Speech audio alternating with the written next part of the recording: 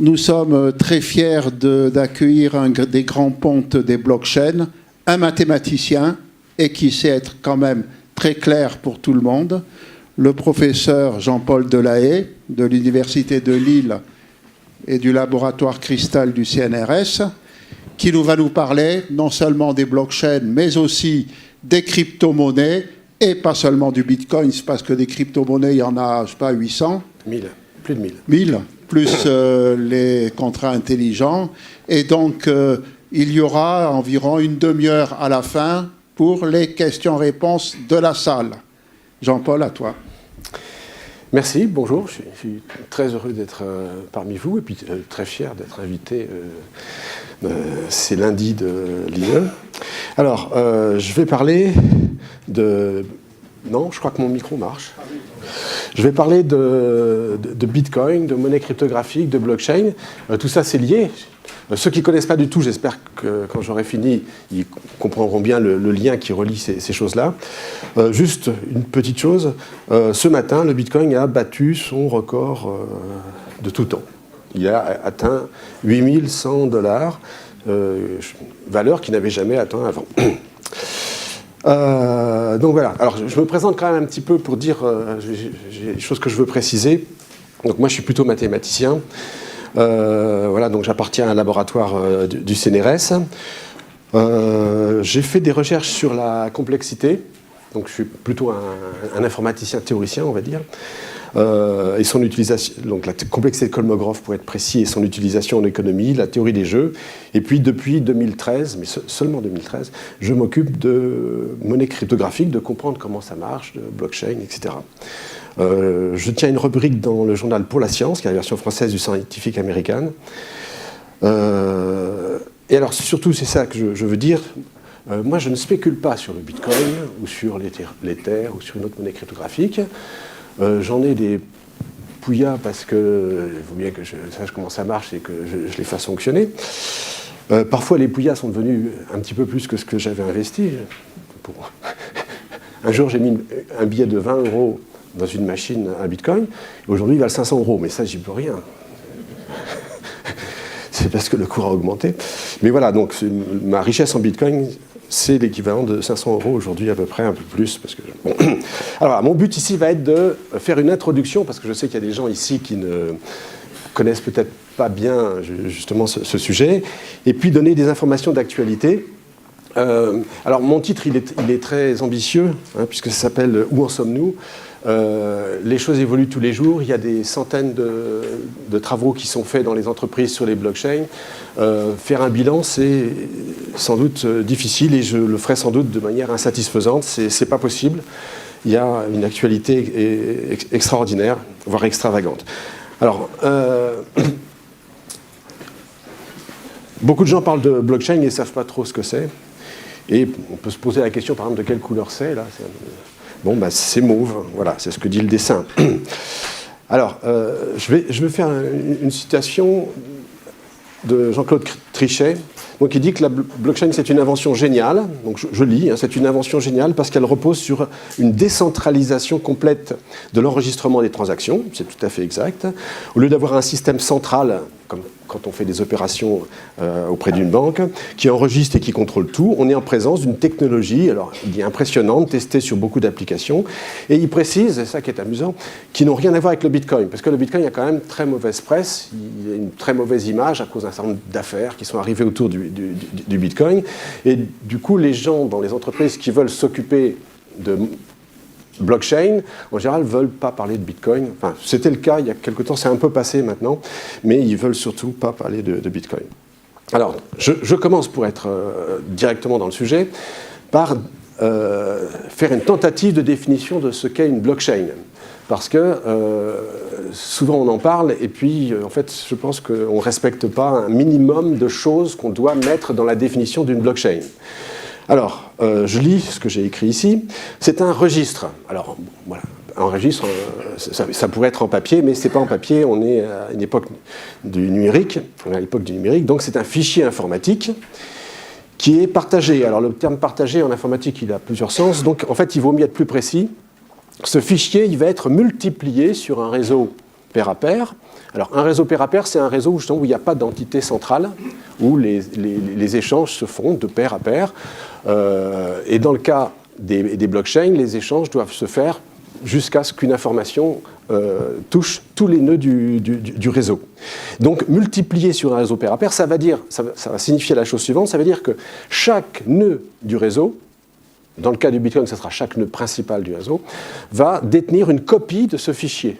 Donc, ce fichier va être multiplié, il va être une fois, deux fois. Dans le cas du réseau Bitcoin, il y a 5000 nœuds au moins, qui sont des nœuds complets, qui vont détenir la même information, la blockchain, qui indiquera un certain nombre de choses sur la monnaie Bitcoin. Donc, infalsifiable, parce qu'elle va être protégée par un peu de cryptographie. Bon, ça, après, il y a plusieurs façons de rendre le fichier infalsifiable. Indestructible. Alors, indestructible, c'est presque un mot qui est en trop dans cette définition, parce qu'à partir du moment où le fichier est reproduit à l'identique sur 5000 nœuds, ben, il y a un nœud qui disparaît parce que la machine tombe en panne. Pourquoi pas, il y a une bombe atomique qui tombe et puis ça détruit 50% des nœuds. Il reste encore 50% des nœuds.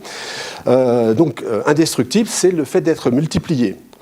Alors, ouvert, je l'ai mis entre crochets parce que les informations qu'on va écrire sur une blockchain, elles pourront être effectivement lisibles par tout le monde. Ça sera le cas de la blockchain des monnaies cryptographiques comme le Bitcoin.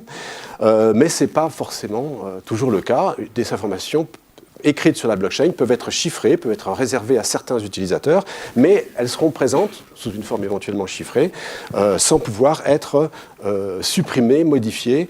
Ça, c'est la caractéristique principale des blockchains. Pourquoi ? Parce qu'en fait, ce fichier va être composé de blocs. On dit pages aussi, ça serait mieux de dire pages finalement, qui vont être mis les uns derrière les autres. Et en fait, on ne pourra que rallonger la blockchain. La chaîne de blocs, la chaîne de pages ne pourra être que rallongée. C'est comme un livre dans lequel on pourrait rajouter des pages, mais on ne peut jamais en enlever, on ne peut jamais réécrire sur les pages qui ont été écrites. Et donc, je pense que toutes ces idées-là doivent être présentes dans la définition d'une blockchain. Après, il n'y a pas de définition officielle de la blockchain, et d'ailleurs, c'est quelque chose d'amusant. Si vous regardez sur Wikipédia en français, vous avez une définition qui n'a vraiment pas grand-chose à voir avec celle qui est sur Wikipédia en anglais. Les gens ne sont pas d'accord, il n'y a pas de définition officielle. Mais moi, je pense que ces idées que je présente ici, elles sont nécessaires, et en particulier la dernière, que les pages doivent être conservées par ordre chronologique, c'est-à-dire on les rajoute à la fin, on ne les met pas au milieu, des choses comme ça. Donc, fichier indestructible, protégé, et composé de pages conservées par ordre chronologique. Alors, il y a des choses amusantes autour des blockchains et des monnaies cryptographiques. Par exemple, si on pose la question qui a inventé les blockchains, ben, c'est Satoshi Nakamoto en 2008, sauf que personne ne sait qui est Satoshi Nakamoto, il reste inconnu. Il raconte dans les messages qu'il a laissés, sans dévoiler son identité, qu'il aurait travaillé 2 ans à la conception du Bitcoin. Je précise bien que le Bitcoin est la première apparition d'une blockchain, au sens où je l'ai défini ici. Ensuite, on a repris cette idée-là, on l'a adaptée, on l'a modifiée, et c'est ce que je vais expliquer, mais le concept de blockchain est né avec le Bitcoin, donc ce n'est pas la peine de se cacher derrière son petit doigt.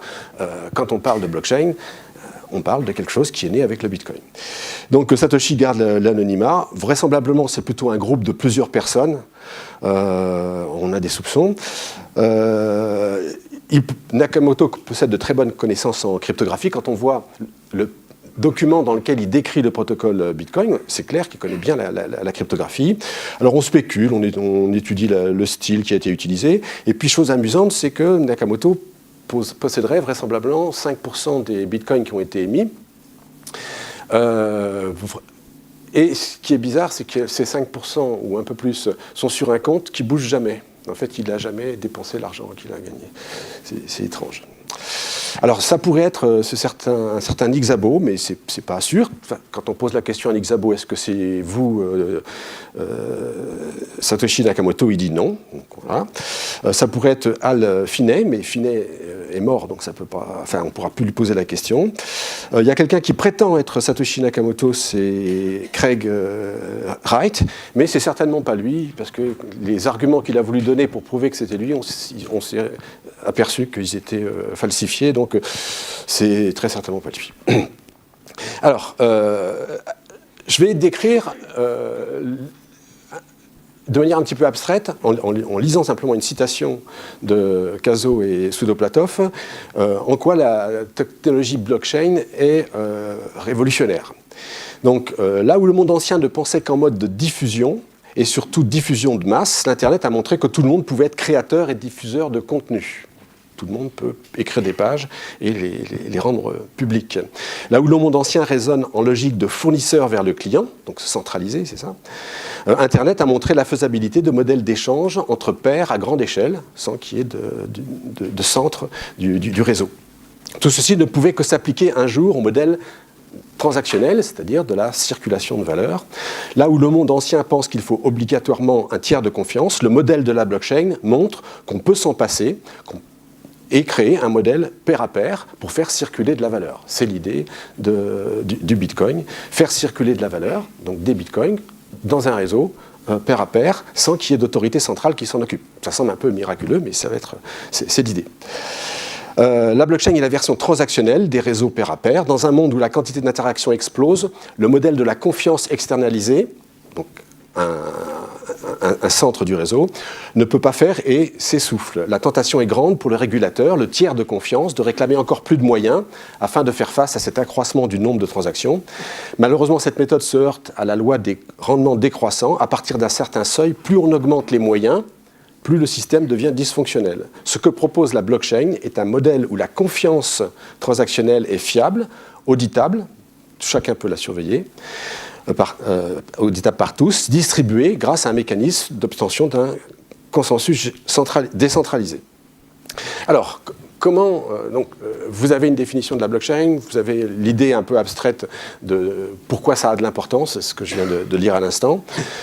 Comment ça marche en pratique et pourquoi est-ce qu'on n'a pas inventé les blockchains il y a 20 ans ou 25 ans? Alors, moi, mon interprétation de ce problème, et la réponse que je donne, c'est que finalement, ce qu'on ne pouvait pas faire il y a 20 ou 30 ans, c'était recopier, par exemple, dans le cas du Bitcoin, en 5000 endroits différents, un gros fichier.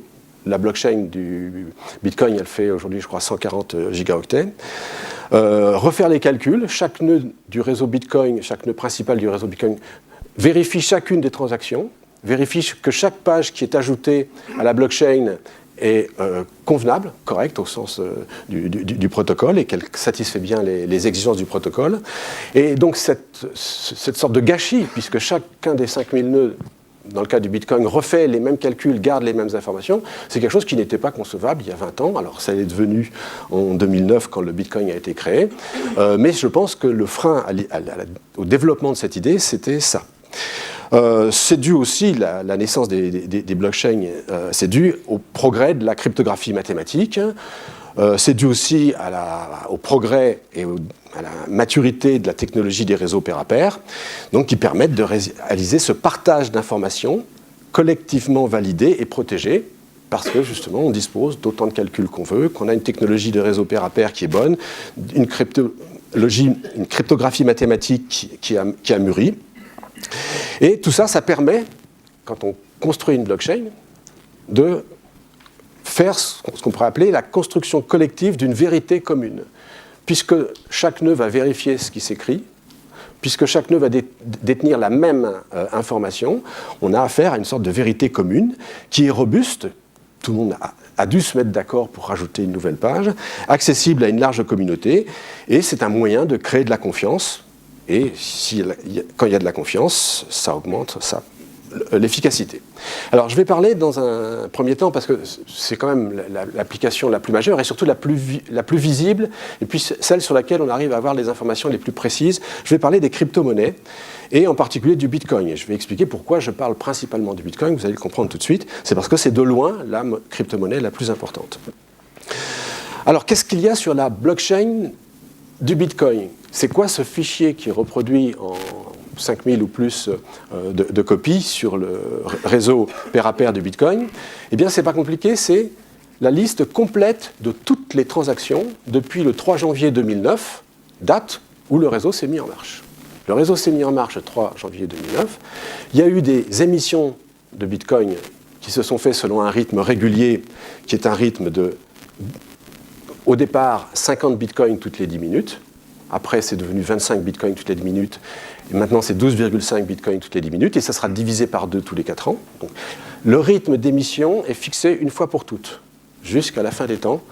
En fait, pas tout à fait jusqu'à la fin des temps, parce qu'à un moment donné, quand l'émission deviendra trop faible, quand elle deviendra inférieure à 100 millionième de bitcoin, ce qu'on appelle le Satoshi, les émissions cesseront. Il n'y aura plus aucun bitcoin d'émis, et il y aura à ce moment-là 21 millions de bitcoins émis, un petit peu moins en fait si on fait un calcul précis. Donc voilà, 21 millions de bitcoins en tout.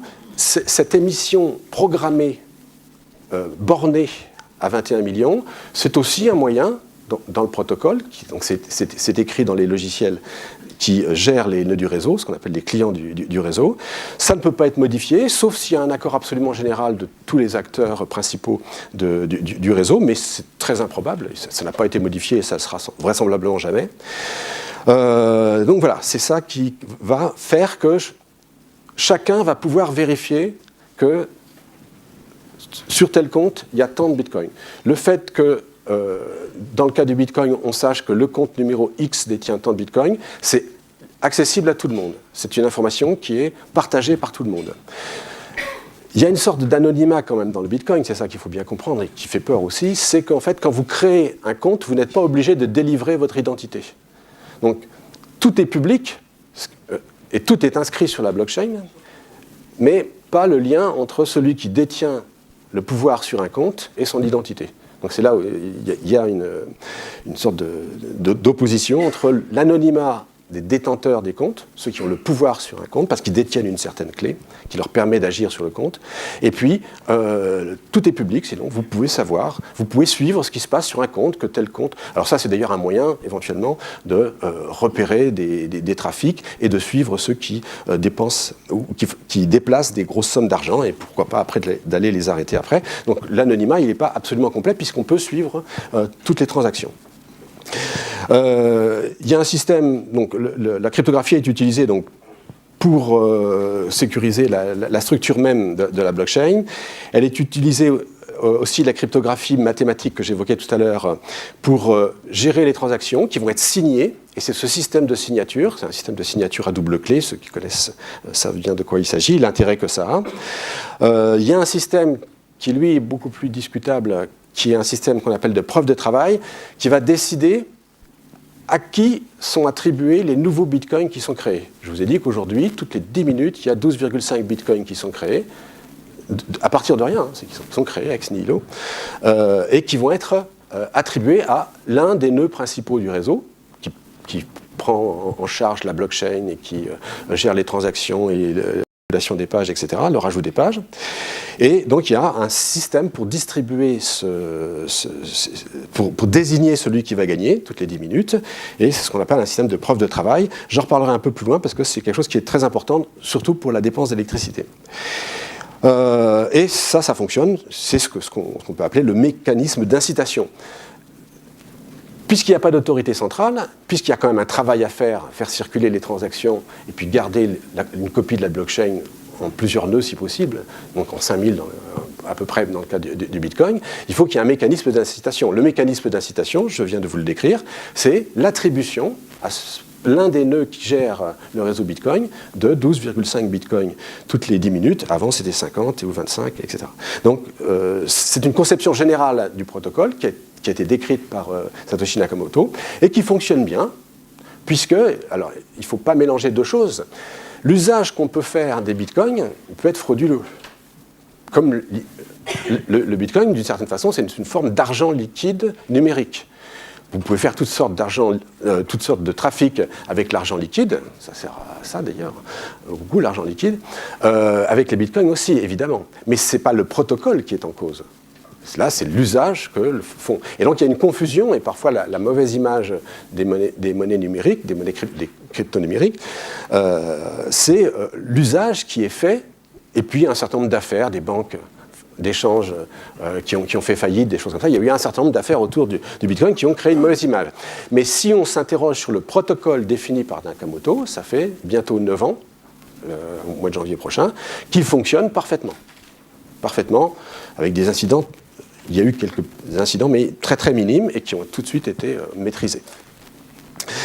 Alors, Christine Lagarde s'est récemment exprimée sur les monnaies cryptographiques, les monnaies virtuelles, elle dit.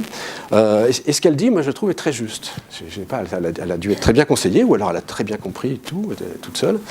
Les monnaies virtuelles produisent leur propre unité de compte, le bitcoin, leur propre système de paiement. On peut faire circuler les bitcoins. Ces systèmes permettent des transactions de pair à pair, sans chambre de compensation, sans banque centrale. Tout ça, c'est parfaitement exact.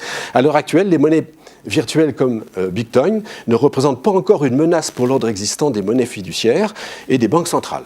Et je vais justifier cette affirmation. Alors, elle continue. Pourquoi ?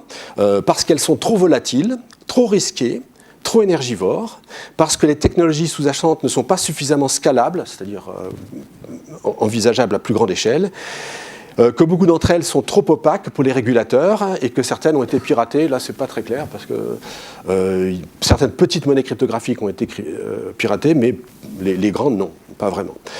Beaucoup de ces défauts ne sont que des défis technologiques qui pourraient être surmontés avec le temps. Je trouve que c'est une bonne façon de voir les choses qui est assez exacte. Alors, soyons très concrets. J'ai fait mes transparents hier matin, donc vous avez les cours d'hier matin, pas de tout de suite. Il y a plus de 1000 crypto-monnaies qui ont été émises, parce que quand une idée est bonne, elle est tout de suite copiée, et comme justement les codes qui permettent de faire fonctionner le réseau Bitcoin sont open source, c'est encore plus facile à copier. Il suffit juste de changer quelques mots, etc. Puis on a tout de suite une autre crypto-monnaie. Il faut trouver des nœuds qui acceptent de participer à la gestion de cette nouvelle crypto-monnaie si on en crée une. Mais bon, a priori, c'est très facile à copier. Donc il y a plus de 1000. Mais dans la réalité, il n'y en a qu'un petit nombre qui sont importantes. Et alors, ce qu'il faut regarder, ce sont les chiffres qui sont ici. Donc, c'est des milliards de dollars. Donc, le Bitcoin, aujourd'hui, si on comptabilise, il y a à peu près 16,5 millions de Bitcoins qui ont été émis. Leur valeur totale, c'est 128 milliards de dollars. Je préfère toujours parler en dollars. Hein. Vous faites la conversion si vous voulez. La seconde monnaie cryptographique, qui est l'Ether, émis par le réseau Ethereum. Elle pesait hier matin, c'est vrai, mais ça n'a pas beaucoup changé, 35 milliards de dollars. Donc c'est déjà, 4 fois moins. La troisième monnaie cryptographique, qui est le Bitcoin Cash, alors ça c'est une imitation presque point par point, sauf sur un seul point, je vais l'évoquer tout à l'heure, le Bitcoin Cash qui est né le 1er août 2017. Donc il est tout récent et il vaut déjà 20 milliards de dollars. Et je vais essayer d'expliquer pourquoi, ça fait partie des choses concernant l'actualité. Ensuite, il y a une autre monnaie cryptographique qui s'appelle Ripple, qui est un petit peu spéciale, qui est, on va dire, pas totalement décentralisée. Donc ça rassure un certain nombre d'acteurs, et en particulier des banques, qui aiment bien le Ripple. Mais déjà, c'est beaucoup moins. Hein. C'est 8 milliards par rapport à 128 milliards sur le Bitcoin. Et puis Litecoin, etc. Et ça continue, ça continue, ça continue. En tout, la capitalisation totale de toutes les crypto-monnaies, c'est 233 milliards, on va dire 200 milliards, dont 120 pour le Bitcoin. Donc vous voyez bien que le Bitcoin, il domine très largement.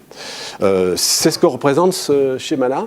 Et il est intéressant parce qu'il montre, donc ça c'est des éléments d'actualité, l'évolution qu'il y a. Si on prend en 2013, je ne sais pas si on voit très bien, donc si on prend ce qui se passait en 2013, à cette époque-là, le Bitcoin, parmi toutes les crypto-monnaies, il représentait plus de 90% de la capitalisation de toutes les crypto-monnaies. Et puis, il a perdu, c'est un peu érodé. Il y a d'autres crypto-monnaies qui sont apparues, qui ont semblé intéressantes, sur lesquelles les gens ont misé ou spéculé, si vous préférez. À un moment donné, d'ailleurs, c'était étonnant, ça c'était il y a quelques mois, il y a une actualité très agitée toujours autour. La proportion de 90 qui était déjà passée à 80, elle est descendue en dessous de 50, au profit d'une monnaie qui est la numéro 2 aujourd'hui, qui est l'Ether du réseau Ethereum. Et puis, il y a une sorte de désaffection relative pour les Ethers, je dis relative, puisque, comme vous le voyez, dans les derniers mois, l'Ether a baissé et le Bitcoin est remonté aux alentours de 50-60%, ça dépend un petit peu des semaines, d'importance parmi la capitalisation. Donc le Bitcoin a perdu. Pourquoi? Voilà, c'est des choses dont on peut discuter, qu'il est intéressant de discuter. Alors, autre élément d'actualité, mais qui est plutôt effrayant, je trouve, qui n'est pas tellement rassurant. En un an, donc j'ai regardé du 19 novembre 2016, où le Bitcoin valait 751 $ jusqu'au 19 novembre 2017, où il valait 7694 $ vers 10 h du matin. Aujourd'hui, il a dépassé 8000. Donc le cours a été multiplié par 10. Vous serez d'accord avec moi que c'est plutôt un peu effrayant. Comment quelque chose peut-il être multiplié par 10 en un an? Voilà. L'Ethereum, c'est pire, ou c'est mieux, si on en a. Du 19 novembre 2016 au 19 novembre 2017, il est passé de 9,5 $ à 367 $. Il a été multiplié par 38. J'ai fait la règle de la division. Bon, voilà, c'est encore plus effrayant. Alors, maintenant, est-ce que c'est important? Ça, c'est la question. Et Christine Lagarde disait que ce n'était pas si important que ça. Alors, j'ai fait un petit schéma. Donc, il y a les 128 milliards de dollars du Bitcoin, les 233 de toutes les crypto-monnaies. Alors, Amazon, c'est 492. Apple, c'est 700 et des poussières, 800. Voilà. Alors, c'est pas ça le plus intéressant, c'est comparons au dollar. Alors, le dollar, il y a plusieurs façons de comparer. Intéressons-nous à ce qui est le plus concret, c'est les billets et les pièces qui circulent en dollars. Les billets et les pièces qui circulent en dollars, aujourd'hui, c'est à peu près 1500 milliards. Donc, le Bitcoin 128, c'est, on va dire, en gros, un dixième. Donc, en valeur, il y a quand même un dixième de valeur sur le Bitcoin comparé au dollar en billets et en pièces qui circulent. C'est pas beaucoup, puisque ça veut dire que c'est pas vraiment un concurrent du dollar aujourd'hui, mais à peu près un dixième, ça commence à compter. Et si on prend toutes les crypto-monnaies, 233 milliards, c'est plus. Souvent, on compare le Bitcoin à l'or. Alors pourquoi est-ce qu'on le compare à l'or? C'est parce que la quantité d'or sur Terre, elle est fixée une fois pour toutes. Bon, on peut en extraire, mais quand ça coûte trop cher de l'extraire, on arrête d'en extraire. Il y a un cours qui fait que... Et la quantité d'or qui est sur Terre, évaluée... Alors, il y a des variations quand on cherche des évaluations de cette quantité et de sa valeur en dollars. C'est de l'ordre de 8000 milliards de dollars. Donc, 8000 à comparer à 128. Donc, le Bitcoin, c'est peut-être comparable à l'or, mais aujourd'hui, c'est quand même beaucoup plus petit, puisque 128 à 8000, il y a quand même une bonne proportion en faveur de l'or. Donc voilà, ça c'est pour situer un peu les choses. C'est beaucoup, et c'est pas tant que ça. Et tout à l'heure, je vais revenir là-dessus. Alors, les événements récents sur les crypto-monnaies, qui concernent quand même principalement les petites crypto-monnaies qui sont créées tous les jours, on va dire. On peut s'y intéresser, mais c'est pas les événements. Alors, il y a eu un ajustement technique, mais je ne vais pas en parler, ce n'est pas très important.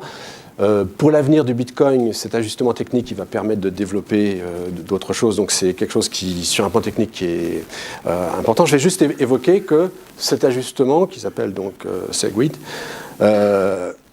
c'est quelque chose qui a été fait avec un accord unanime de tous les gens qui ont du pouvoir sur le Bitcoin. Quels sont les gens qui ont du pouvoir sur le Bitcoin, sur le protocole, sur les évolutions du protocole? Le protocole n'est pas complètement fermé. Si les mineurs, donc les gens, je vais employer ce mot-là, les mineurs, ceux qui détiennent ces 5000 nœuds principaux du Bitcoin sont d'accord entre eux, ils peuvent faire évoluer certains aspects du protocole du Bitcoin. Et par exemple, ils peuvent faire évoluer la taille des pages qui sont rajoutées toutes les 10 minutes. Aujourd'hui, la taille des pages qui sont rajoutées toutes les 10 minutes, c'est 1 mégaoctet, et ça correspond à un nombre limité de transactions, qui aujourd'hui d'ailleurs est insuffisant pour faire passer toutes les transactions que les gens voudraient faire passer en Bitcoin. Donc il y a une sorte de goulot d'étranglement, il y a une sorte d'asphyxie du réseau Bitcoin qui est due à la taille des pages qui sont rajoutées toutes les 10 minutes et qui n'est pas suffisante. Et c'est l'objet d'une grande discussion, d'une dispute entre ceux qui s'occupent du Bitcoin et qui veulent faire évoluer le protocole. Il y en a qui veulent augmenter la taille de ces pages qui sont ajoutées toutes les 10 minutes pour qu'on puisse faire passer plus de transactions par seconde. Aujourd'hui, c'est aux alentours de 5 à 10 transactions par seconde au maximum. Ce n'est pas assez pour être concurrent d'un réseau comme le réseau des cartes bancaires ou PayPal, etc., où ça se compte en milliers de transactions par seconde. Donc si on pense au Bitcoin comme un réseau concurrent du réseau des cartes bancaires ou de PayPal, il faut augmenter la taille des pages, et pas seulement, ça ne suffira pas. Il y a une restriction aujourd'hui sur ce nombre de transactions qui est quelque chose d'ennuyeux. Et donc Segregated Segwit, là, c'était une part de solution, mais absolument pas suffisant. C'est un premier pas plutôt. Il y a autre chose que j'ai déjà évoqué, c'est ce qui s'est passé le 1er août. Alors, le 1er août, il s'est passé ce qu'on appelle un fork, c'est-à-dire qu'en fait, il y a des gens qui souhaitaient que la taille des pages augmente, qui ont imposé leur point de vue. Ils ont dit, nous, à partir de demain, enfin, à partir du 1er août, eh bien, on acceptera des pages jusqu'à 8 mégas. Donc, on va multiplier par 8, parce qu'eux, ils étaient défenseurs de l'idée qu'il fallait augmenter la puissance du réseau. Ceux qui sont opposés à l'idée qu'il faut augmenter la taille des pages, la raison, c'est à la fois une raison technique, parce que plus la taille des pages sera grande, plus il faudra être important pour gérer un nœud. Donc, c'est l'idée que ça doit rester décentralisé et accessible à tout le monde. Tout le monde doit pouvoir détenir un nœud et le faire fonctionner, ce qui est le cas. Vous pouvez détenir un nœud et le faire fonctionner, et surveiller les transactions. Et puis, il y a une autre idée, c'est que finalement, le Bitcoin, ça ne doit pas essayer d'être un concurrent de PayPal, ça doit être plutôt une réserve de valeur, donc plutôt comparable à l'or, et que ce qui est important, c'est uniquement de pouvoir faire des transactions entre des sommes importantes. Ce n'est pas la peine de rendre possible des transactions je sais pas, pour aller s'acheter un café ou une baguette. Donc, cette conception-là, il n'est pas nécessaire d'augmenter la taille des pages, elle s'oppose à celle... Alors, ceux qui étaient favorables à augmenter la taille des pages, ils ont fait une sorte de coup d'État, si on peut dire. Ils ont dit, nous, à partir de maintenant, on va accepter. Et donc, à ce moment-là, le réseau, il y avait un réseau, il y a deux réseaux. Alors, ils ont fait les choses proprement, c'est-à-dire qu'on distingue bien ce qui se passe dans l'un et dans l'autre, et le Bitcoin Cash, c'est donc cette duplication. Alors, ce qui est amusant, mais c'est très étonnant quand on apprend ça pour la première fois, si vous aviez par exemple 10 Bitcoins sur un compte à vous, le 1er août, vous avez aussi 10 Bitcoin Cash sur un compte de Bitcoin Cash. Donc, alors, est-ce que vous êtes devenu plus riche pour autant? Alors ça dépend de la façon dont les cours évoluent. A priori, l'idée, c'est que comme la confiance qu'on a dans le réseau, si le réseau se coupe en deux, eh bien, elle va être divisée en deux. A priori, c'est l'idée qu'on va avoir. Et donc, quand il y a un fork comme ça, a priori, la somme des valeurs du Bitcoin et de celui qui fait la sécession, là, ça va, en gros, devenir la même chose. Mais enfin, comme le cours du Bitcoin évolue très vite, en fait, c'est pas ça qui s'est produit. Et en gros, ça a plutôt été un bénéfice. Et donc, les Bitcoin Cash, c'est quelque chose qui sont venus en plus. Si vous aviez des Bitcoins, vous aviez des Bitcoin Cash. J'ai des Bitcoin Cash, du coup, puisque j'en avais avant, en très petite quantité, mais j'en ai. C'est un petit peu bizarre. C'est comme ça. Alors, il y a quelque chose qu'il faut signaler, c'est qu'avant que ce fork se produise, tout le monde était inquiet. Parce qu'il était annoncé, donc et ça va faire perdre la confiance dans le Bitcoin. Le cours va s'effondrer dans les jours qui suivent, etc., parce que les gens ne vont pas comprendre ce fork, etc. Ça ne s'est pas produit. Et aujourd'hui, finalement, alors c'est facile rétrospectivement d'interpréter les choses comme ça, tout le monde dit le Bitcoin Cash, finalement, ça n'est qu'une monnaie cryptographique nouvelle qui est née d'une manière un peu spéciale, puisqu'elle est née en dupliquant tout ce qui existait sur la blockchain à l'instant de sa naissance, ce qui n'est pas le cas en général des autres monnaies cryptographiques quand elles apparaissent. Mais finalement, ça n'est qu'une monnaie cryptographique de plus, qui a su bien tirer son épingle du jeu, puisque aujourd'hui, elle vaut 1 190 $, ou plutôt hier. Ah non, c'est le 17, je ne sais pas pourquoi. Et en capitalisation, c'est à peu près 1/5 du Bitcoin. Voilà, donc ça, c'est un fork qui a marché tout récemment, le 1er août 2017. Et ça n'a pas déstabilisé, ça n'a pas fait perdre la confiance dans le Bitcoin. C'est une chose qui était un peu surprenante sur le coup. Il y a eu un autre fork qui a été fait en 2 temps. Alors je ne vais pas donner de détails. On va dire que celui-là, il marche moins bien, parce qu'il était fait de manière un petit peu sournoise. Les gens qui ont fait ça, bon. Mais leur idée, eux, c'était pas la même. Leur idée, c'était de dire, voilà, quand on veut participer au réseau Bitcoin,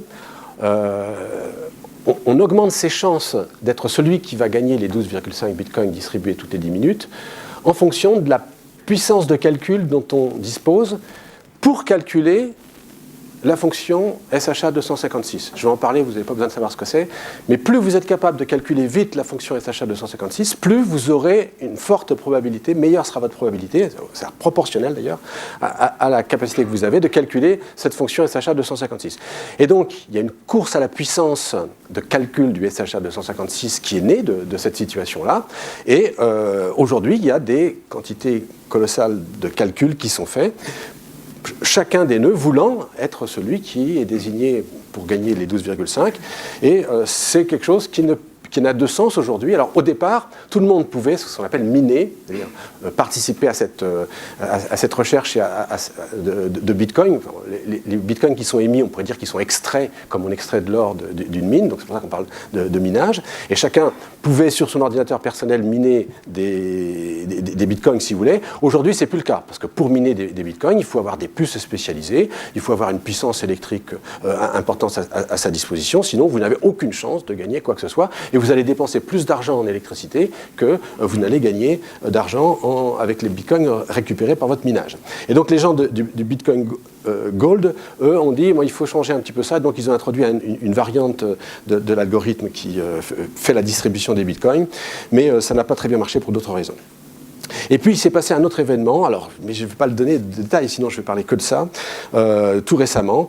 Il y a un autre fork qui était prévu, mais qui était un fork technique, et en gros qui était validé pratiquement par la communauté des gens qui sont susceptibles de peser sur ce type de décision. Et puis au dernier moment, pour des raisons de danger créées par ce fork, tout le monde a renoncé.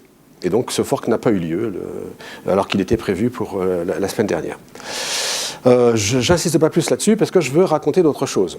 Alors, si on regarde le cours du Bitcoin sur les 3 derniers mois, il s'est produit plusieurs accidents que j'évoque vraiment très rapidement parce qu'on peut analyser la courbe comme ça indéfiniment. Là, il y a quand même une baisse. Donc, au départ, il était aux alentours de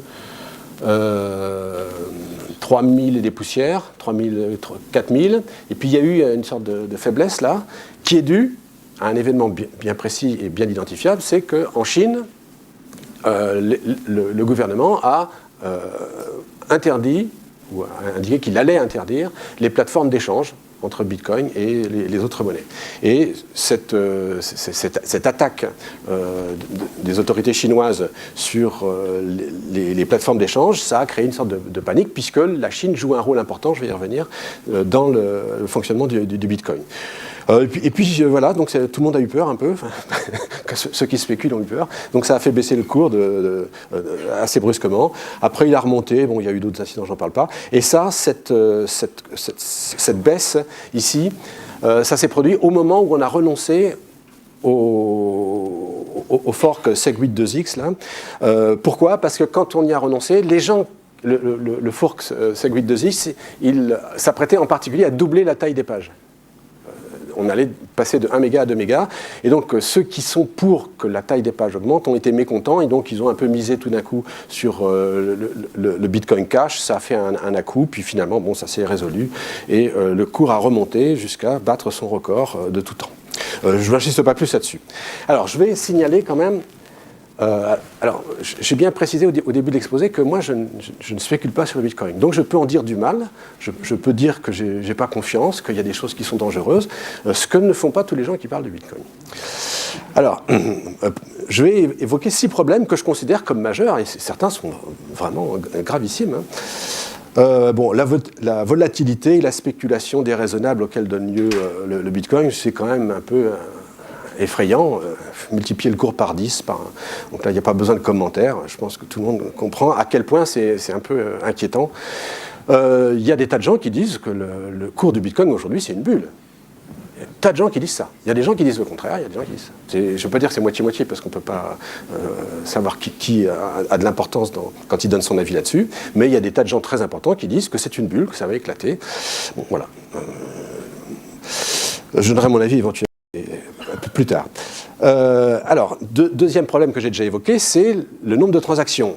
Il y a 5 à 10 transactions par seconde qui peuvent se faire, c'est trop peu, le réseau est saturé, ce qui fait que quand vous envoyez une transaction sur le réseau, je n'ai pas encore évoqué ça, mais vous devez, si vous le voulez, associer une commission à cette transaction qui va être gagnée aussi par les mineurs. Ils vont gagner les 12,5 bitcoins plus la commission associée aux transactions qui vont constituer la page qu'il va rajouter à la blockchain. Mais bon, voilà, c'est trop peu. Et ça a 2 conséquences. C'est que les transactions en attente, celles qui sont passées sur le réseau, qui ont été validées, mais qui ne sont pas mises dans une page rajoutée à la blockchain. Donc c'est des transactions en attente, on va dire. Eh bien, elles deviennent de plus en plus nombreuses. Et du coup, si vous ne faites pas attention à joindre une commission suffisante à votre transaction, elle va être en attente. Et donc il y a des tas de transactions en attente, et éventuellement, si vous avez mis une commission trop faible, elle va attendre indéfiniment. Ce qui est quand même un peu désagréable. C'est-à-dire qu'elle va être validée à un premier niveau, elle aura été validée par les nœuds, mais elle ne sera jamais rajoutée à la blockchain dans une page, parce que les mineurs qui ont intérêt à rajouter les transactions qui ont des commissions les plus importantes ne la choisiront pas, ils préféreront mettre des transactions auxquelles est associée une commission plus importante. Je précise quelque chose concernant ces commissions, c'est important. Les commissions que vous associez à une transaction ne sont pas du tout proportionnelles à la somme que vous déplacez. Elles sont proportionnelles en fait à la taille de la transaction. Donc quand vous déplacez $1 million, vous allez mettre une commission de 5 ou 10 $, ça va suffire largement. Enfin, il faut mettre le moins possible si possible. Par contre, si vous voulez acheter une baguette à $1 ou à 1 euro, vous allez devoir mettre autant.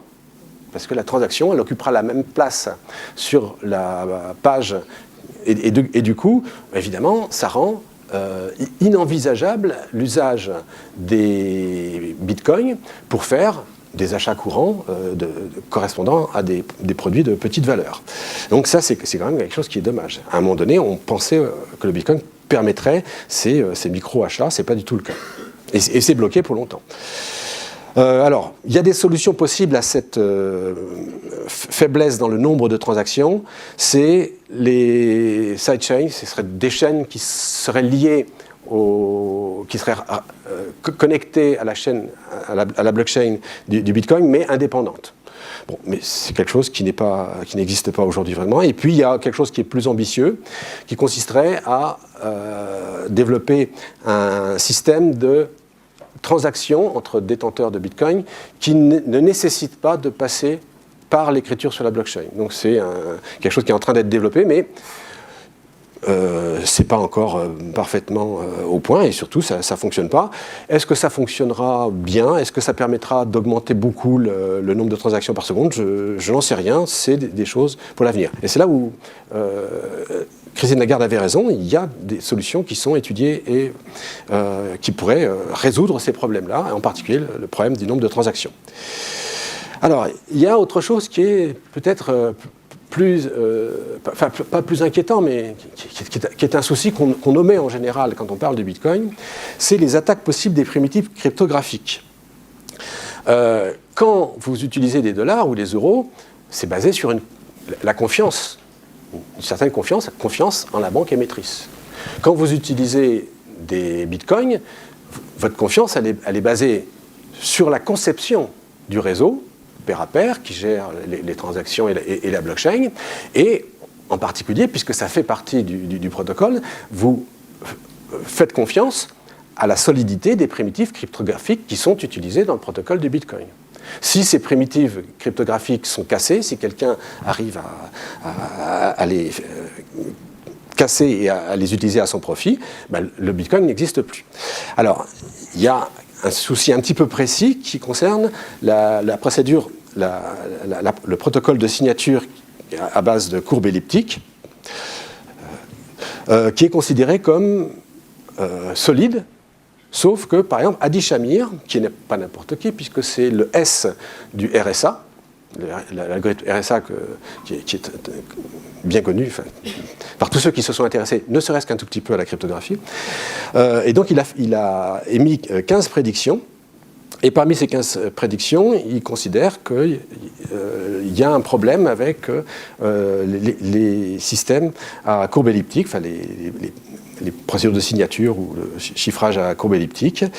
Et la raison qu'il donne, c'est que la NSA, qui s'occupe de nous espionner, mais aussi de suivre tous les progrès de la cryptographie et toutes les faiblesses de la cryptographie, aujourd'hui, elle semble s'éloigner de ces systèmes à courbe elliptique sans donner d'explication. Alors c'est un peu inquiétant, voilà, d'après lui. D'ailleurs, autre prédiction d'Adi Shamir, quand il parle du Bitcoin, il dit que le Bitcoin ne tiendra pas, mais par contre, il laissera une descendance. Bon.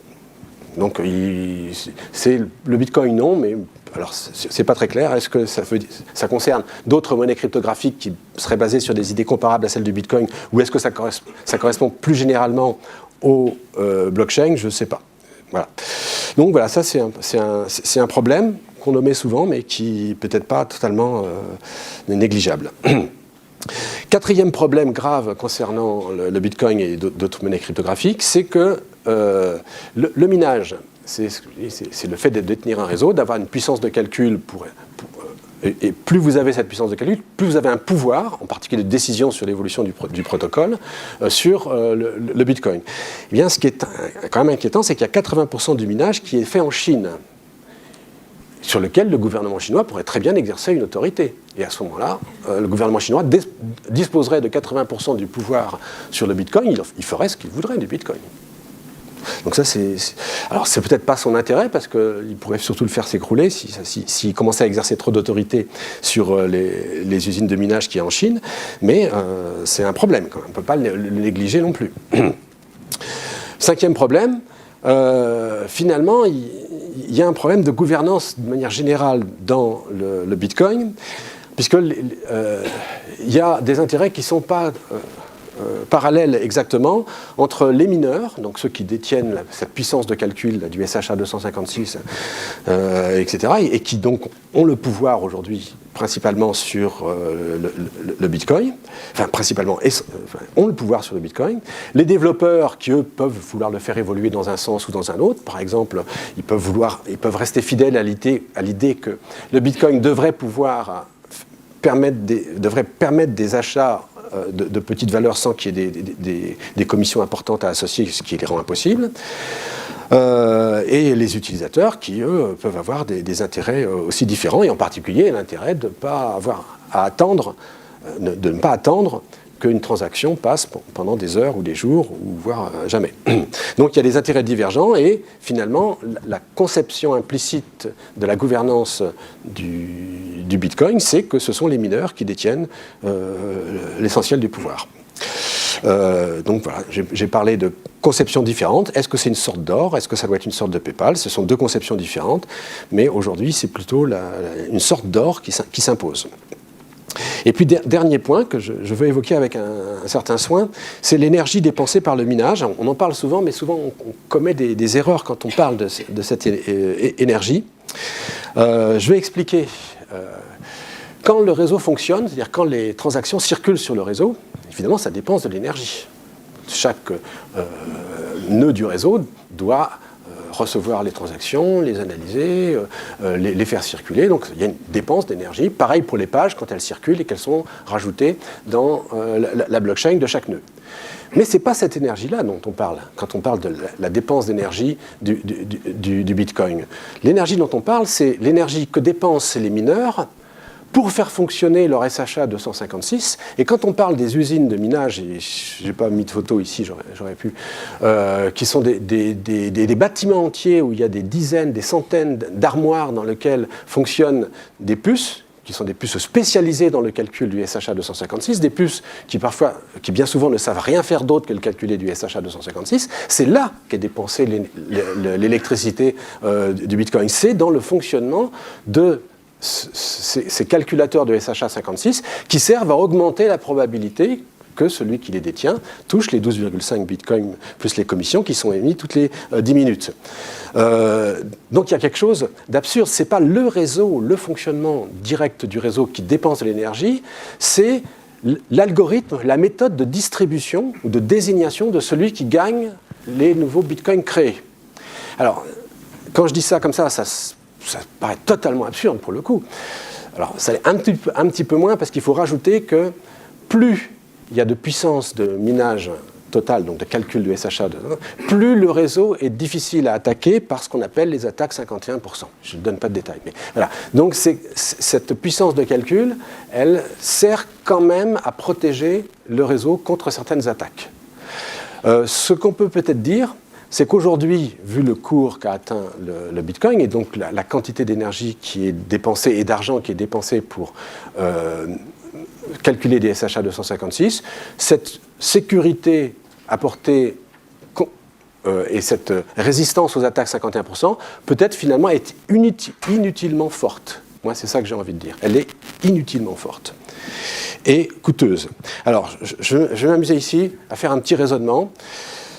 Il sera contesté par des gens, mais sur le fond, je pense qu'il est indubitable. Aujourd'hui, il y a 28... Alors, ce sont des évaluations, parce qu'on ne peut pas savoir très précisément combien dépense d'électricité la puce que vous utilisez, vous. Personne ne vous oblige à dire combien elle dépense d'électricité quand vous la faites fonctionner.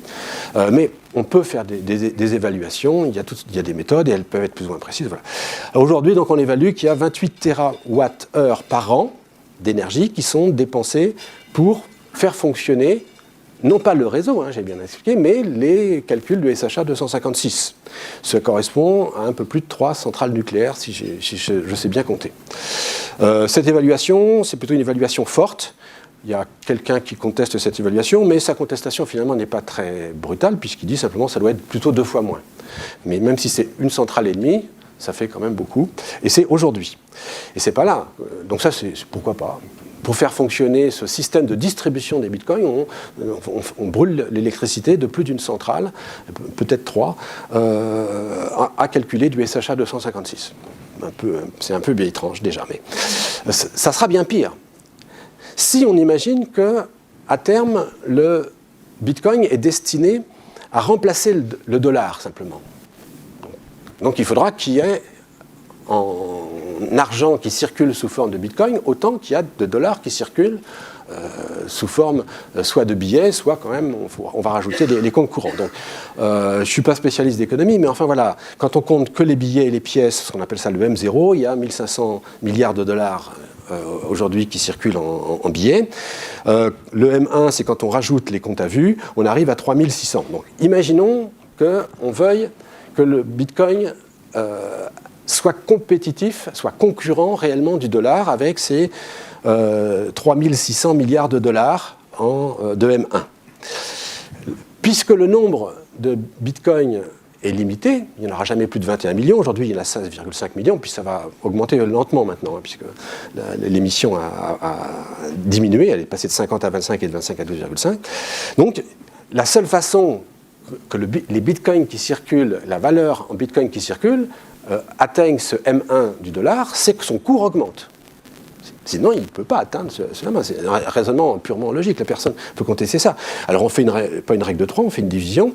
Ça veut dire que si on veut que le bitcoin atteigne en valeur qu'il fait circuler sur le réseau le dollar, il faut qu'il vaille à peu près 200 000 dollars. Bon, c'est pas inconcevable. Aujourd'hui, il en vaut 8 000. 200 000, ça correspond encore à une multiplication importante. Mais si on regarde combien il valait il y a 5 ans, il a eu ce facteur multiplicatif. Donc, sur un plan d'augmentation du cours, c'est pas absurde. Par contre, va y avoir un problème pour l'électricité. Alors, dans un premier temps, je vais omettre dans mon raisonnement ce qu'on appelle les halvings, c'est les divisions par 2. On est passé de 50 à 25, etc. Bon, donc je mets ça et j'y reviendrai après. Et si j'y reviens pas, vous pourrez me le signaler. Parce que ça a évidemment beaucoup d'importance. Alors, donc si on omet les halvings, donc si on omet ces divisions par 2, quand il y aura quand le bitcoin vaudra à peu près 200 000 dollars, il y aura à peu près le gain annuel des mineurs sera à peu près de 150 milliards de dollars. Il suffit simplement de multiplier 12,5 par 6, c'est le gain par heure, par 24, c'est le gain par jour, et par 365, c'est le gain par année, et on arrive à 150 milliards de dollars. Donc les mineurs gagneront 150 milliards de dollars chaque année. Il y a une compétition entre les mineurs. Donc les mineurs sont prêts à investir dans de nouvelles machines, dans une dépense d'électricité, tant que ce qu'ils gagnent est supérieur à ce qu'ils investissent, à ce qu'ils dépensent. Donc, à peu de choses près, ils seront prêts à dépenser 150 milliards de dollars pour miner. Disons peut-être un petit peu moins pour qu'il leur reste un certain bénéfice. Donc 140, mais enfin bon, arrondissons, 150, de toute façon ce n'est pas des chiffres extrêmement précis. Alors ensuite, sur cet argent qu'ils vont être prêts à dépenser pour miner, il faut évaluer quelle est la proportion qui est dépensée en électricité. Alors là, il y a plusieurs façons de faire cette évaluation. Les chiffres varient de 30 à 60%, admettons 50%. Ça veut dire que les mineurs vont être prêts à dépenser jusqu'à 75 milliards par an pour de l'électricité pour faire fonctionner leur concurrence entre eux là, et se faire attribuer les bitcoins qui sont émis. Alors en admettant un coût du dollar à 0,05 $, c'est pas cher, mais c'est effectivement ce qui se produit aujourd'hui quand les mineurs en Chine achètent de l'électricité, ils ne la payent pas à 12 centimes comme nous on la paye en France. Donc prendre le cours de 0,5, c'est assez raisonnable. Et je sais pas, les gens qui réfléchissent à ça sont d'accord pour prendre un chiffre de cet ordre-là. Donc, au bout du compte, voilà, on va dépenser combien de térawattheures par an ? Eh bien, 1500 térawattheures par an. Aujourd'hui, je rappelle, on en est à 28. Quand le cours du Bitcoin sera suffisamment élevé pour être vraiment concurrent du dollar en valeur M1, on dépensera 1500 térawattheures. C'est totalement dément. La consommation française, c'est 450 térawattheures. Donc, pour faire fonctionner l'algorithme de distribution des bitcoins nouveaux créés, on va dépenser 3 fois la consommation électrique française. Ça c'est pas possible. Quand je dis ça, il y a des gens qui me disent si, c'est possible. Moi, je dis non, c'est pas possible. Il se passera quelque chose avant. Alors, je reprends quand même mon raisonnement parce qu'il y a des éléments qui peuvent être discutés, mais je veux en discuter certains moi-même, parce que sinon, vous allez avoir l'impression que je vous ai roulé. Alors, j'ai oublié les halvings. Alors, quand il va y avoir une division par 2, effectivement, le gain des mineurs va être divisé par 2. Donc, ce qu'ils sont prêts à dépenser va être divisé par 2 aussi. Donc, si on raisonne à échelle de 2 ans jusqu'au prochain halving, les chiffres que j'ai donnés sont justes. Si on raisonne à échelle de 6 ans, 2 halvings, les chiffres que j'ai donnés, il faut les diviser par 2, ça fait quand même 750 térawattheures annuels, donc plus que la consommation française. C'est encore beaucoup. Donc voilà, ça c'est un facteur, et si on raisonne à échelle non plus de 6 ans mais de 10 ans, il faut encore diviser par 2, mais ça fait encore beaucoup. Voilà. Donc de toute façon, ça signifie que si on doit arriver à un niveau équivalent à celui du M1, ça ne pourra pas se faire vite, et j'ai oublié un certain nombre de facteurs qui aggravent les choses. Là, je viens de citer des facteurs le facteur que je n'ai pas pris en compte et qui diminue le nombre de centrales nucléaires nécessaires, mais il y en a qui augmentent. Je vais en citer quelques-uns. Le raisonnement n'a pas pris en compte les commissions. Aujourd'hui, les commissions associées font qu'on ne touche pas 12,5 bitcoins, mais on touche 1 ou 2 bitcoins en plus quand on mine une page. Donc ça va augmenter le gain des mineurs, donc ce qu'ils sont prêts à dépenser. Donc l'électricité qu'ils dépensent. On n'a pas pris en compte que certains bitcoins ont été détruits. Alors parce que on dit qu'il y a 16,5 millions de bitcoins qui sont en circulation, mais ce n'est pas vrai. Il y a des bitcoins qui sont détruits parce que simplement celui qui les a détenus a oublié la clé. Et quand vous avez oublié la clé, ils sont perdus. Et il y en a, à mon avis, une grande quantité qui ont été perdus, y compris peut-être ceux de Satoshi Nakamoto, puisque le compte sur lequel ils sont déposés n'a jamais bougé. Et alors, c'est impossible d'évaluer quelle est cette proportion de bitcoins qui ont été perdus, mais elle n'est sans doute pas négligeable. Et ça serait un facteur augmentant, parce que s'il y a moins de bitcoins en circulation, avec ceux qui sont en circulation pour atteindre le M1 du dollar, il faut que le cours soit plus élevé que ce que j'ai évalué là, avec les 200 000 $. Donc ça, c'est un facteur aggravant. bon, si au lieu de prendre le M1 du dollar, on envisageait de prendre le M1 du dollar et de l'euro.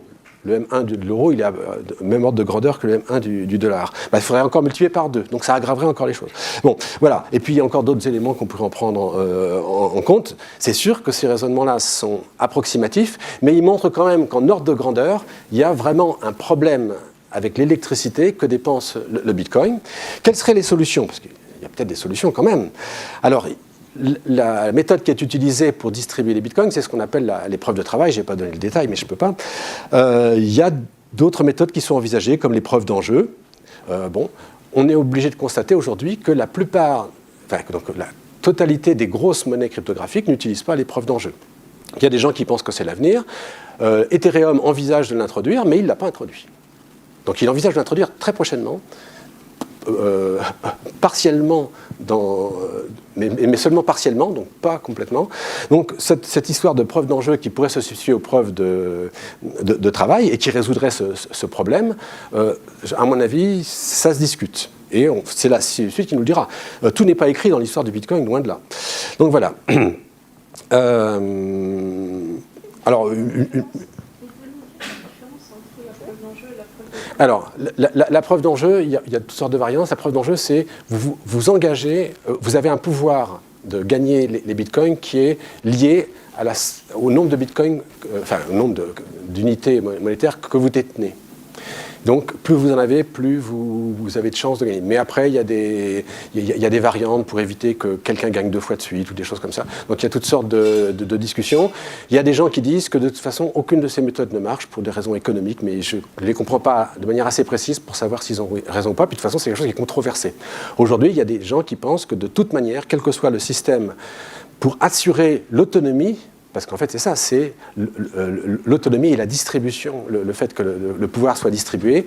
Il y a quelque chose d'équivalent à la preuve de travail qu'il faut introduire dans le système. Et il y a des gens qui disent non, on peut s'en sortir autrement et donc ne pas dépenser cette quantité démentielle d'électricité pour faire fonctionner l'algorithme de distribution. J'insiste là-dessus parce que c'est quand même tellement énorme, de distribution des nouveaux bitcoins créés. Juste un petit sondage là, qui a été fait tout récemment. Parmi 500 personnes qui détiennent des bitcoins, il y en a 40% qui pensent qu'ils en détiennent parce qu'ils pensent que c'est une technologie qui va changer le monde. Il y en a 21% parce qu'ils pensent que c'est une valeur comme l'or ou l'argent. Il y en a 8% qui pensent que ça va être une bonne méthode de paiement. Ils ne sont pas nombreux, hein. Ils sont assez lucides peut-être.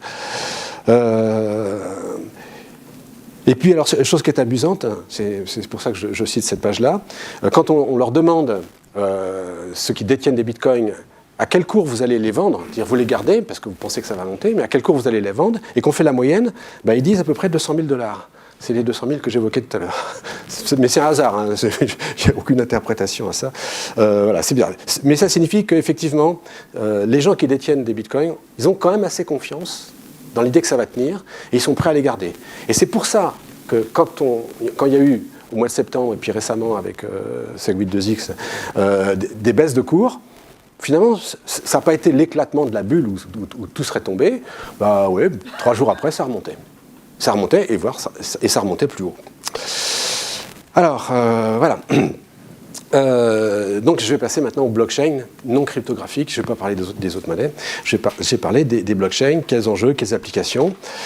Alors, j'ai bien dit, l'idée de la blockchain, c'est que les acteurs qui vont accéder à la blockchain, qui vont écrire dessus, qui vont la lire, soient d'accord entre eux sur un certain nombre d'informations, qu'ils partagent un certain nombre d'informations et qu'ils aient confiance dans le fait que cette information ne pourra pas être transformée, donc, et qu'elle est vraiment fiable, qu'elle est robuste.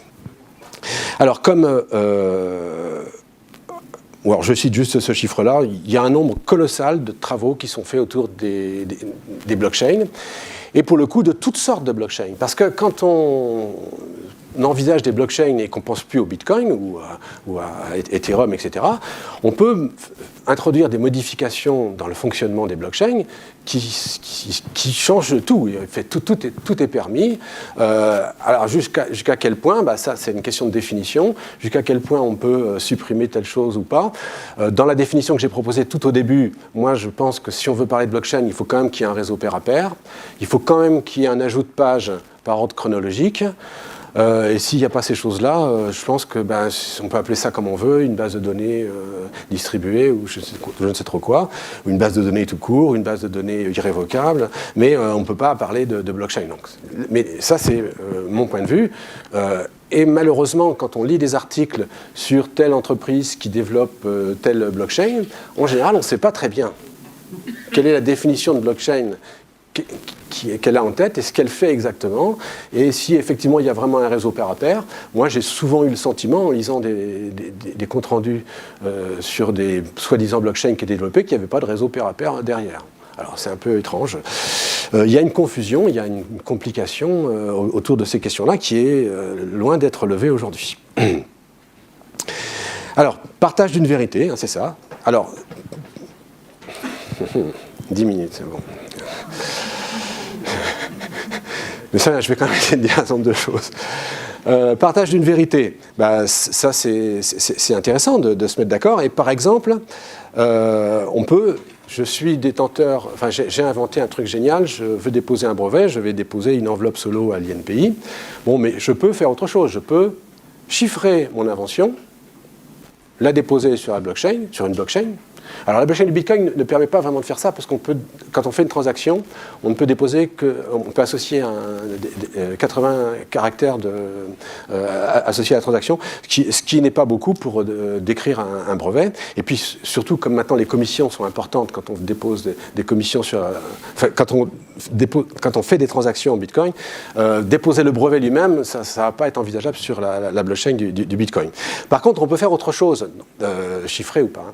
On peut faire autre chose, et c'est effectivement quelque chose qui est fait, je vais en reparler un peu plus loin, c'est non pas déposer le brevet, mais déposer ce qu'on appelle l'empreinte du brevet. Alors, je ne sais pas, ici, les gens qui sont présents, si tous savent ce qu'est une fonction de hachage. Une fonction de hachage, c'est une fonction qui prend un fichier, quelle que soit sa taille en général, et qui associe une chaîne de caractères d'une taille limitée. Par exemple, le SHA 256 que j'ai évoqué déjà, il associe 256 0 ou 1 à n'importe quel fichier. Mais il ne les associe pas n'importe comment, il les associe de façon à ce que, si vous modifiez un seul caractère du fichier initial, l'empreinte, donc le hash du fichier change complètement. Et d'une manière imprévisible, et imprévisible au point d'ailleurs que si je vous donne 256 bits d'information, vous ne saurez pas construire un fichier qui aura cette empreinte-là. Donc voilà, ça c'est les propriétés des fonctions de hachage cryptographique dit en quelques secondes. Et si vous disposez d'une telle fonction, par exemple SHA 256, et que vous avez un brevet, vous allez mettre votre brevet dans un fichier comme vous voulez, un PDF par exemple, vous allez calculer le SHA 256 de votre fichier PDF, 256 bits d'information c'est moins que 80 caractères, vous allez pouvoir l'associer à une transaction Bitcoin et la déposer sur la blockchain du Bitcoin, en n'oubliant pas de mettre suffisamment de commissions pour qu'effectivement elle ne reste pas en suspens pendant des jours, des mois. Et à ce moment-là, quand vous aurez fait ça, vous pourrez attester que tel jour, donc le 20 novembre 2017, j'ai bien déposé ce fichier-là. Vous pourrez attester ça en 2018, ou en 2019, ou en 2020. Quand vous voudrez prouver qu'effectivement vous disposiez bien de cette idée que vous avez mise dans le brevet, vous direz, regardez, voilà le fichier dans lequel est décrit le brevet. N'importe qui peut calculer le SHA 256, il y a des fonctions qu'on trouve sur Internet sans aucun problème. N'importe qui peut calculer le SHA 256 de ce fichier, et puis voir qu'il est sur la blockchain du Bitcoin. À telle date, donc au 20 novembre 2017. Donc, celui à qui vous voudrez prouver que vous disposiez bien de cette idée-là en 2017 sera certain que vous en disposiez, puisque vous aurez déposé et que lui, c'est là où ce que j'ai dit sur les fonctions de hachage est important, et que lui sera dans l'impossibilité, et n'importe qui sera dans l'impossibilité, de créer un autre fichier qui est la même fonction de hachage, la même empreinte. comme personne ne pourra créer quelque chose qui a la même empreinte, si on voit cette empreinte-là sur la blockchain du Bitcoin, c'est qu'effectivement, elle a été calculée à partir de ce fichier-là, fichier que vous exhiberez et qui détiendra la description de votre invention. Donc, c'est un usage possible de la blockchain du Bitcoin et c'est un usage qui est effectivement proposé par un certain nombre de sociétés françaises. Je vais en parler, autant que j'aurai le temps. Alors, les assureurs sont quand même très intéressés par ces histoires de blockchain et il y a plusieurs types d'utilisation des blockchains qui sont aujourd'hui tout à fait d'actualité, enfin, c'est-à-dire qui sont plus que sur le point d'être simplement étudiés. Par exemple, il y a une blockchain qui concerne 14 assureurs qui veulent se partager des informations concernant les contrats et je n'ai pas marqué le détail ici, les contrats qui sont de résiliation qui concernent leurs diverses assurances. Avec la loi Hamon, je pense que quelqu'un qui est assuré avec un certain assureur peut passer chez un autre. Et donc, il y a des échanges d'informations que les assureurs sont obligés de se faire nécessairement les uns vis-à-vis des autres. Et faire ça avec une blockchain, c'est un moyen qu'ils considèrent comme tout à fait intéressant. Et c'est quelque chose qui est en train d'être développé, en particulier par la société Stratum, qui est une société française. Il y a un autre consortium d'assurance qui s'appelle B3I, qui développe une idée du même genre, mais alors là, c'est plutôt pour les contrats de réassurance. Donc il y a une application qui est en train d'être développée qui concerne un certain nombre d'assurances. Je passe là-dessus. Je reviens sur l'ancrage et l'heurodatage. Quand vous déposez comme ça une information avec un hash, donc l'empreinte, non seulement elle est déposée, mais elle est datée. C'est ça qui est important et qui vous permet d'assurer que le 20 novembre 2017, vous disposiez de cette information, donc de votre brevet. Il y a, je citais 3 sociétés françaises qui utilisent cette technique-là, cette idée-là, avec la blockchain du Bitcoin. Alors pourquoi est-ce que tant de gens utilisent la blockchain du Bitcoin? La raison, elle est quand même assez facile à comprendre. C'est que c'est la première, donc c'est celle qui est la plus sécurisée contre les attaques 51% en particulier, parce qu'il y a la plus forte puissance de minage qui est associée à cette blockchain. Et du coup, d'une certaine façon, on peut dire que la blockchain du Bitcoin, non seulement c'est la plus ancienne, mais c'est aussi celle qui a une solidité, une robustesse, au moins à certains types d'attaques, qui est la plus grande possible. Donc c'est sans doute pour ça que, enfin, ces 2 raisons que je viens d'évoquer, qui font que, en général, quand on dépose des empreintes, c'est sur c'est sur la blockchain du Bitcoin, qui sert donc à autre chose qu'à faire des transactions, qui sert à attester des dates, l'existence. On parle aussi parfois de preuve d'existence d'un fichier à une date donnée. Alors. Je crois que je suis bien placé ici pour... enfin, plutôt... on peut envisager des blockchains qui certifieraient les diplômes et qui permettraient à un employeur qui veut recruter quelqu'un de vérifier qu'il a bien les diplômes qu'il prétend avoir. Alors, il y a plusieurs façons de réaliser ça.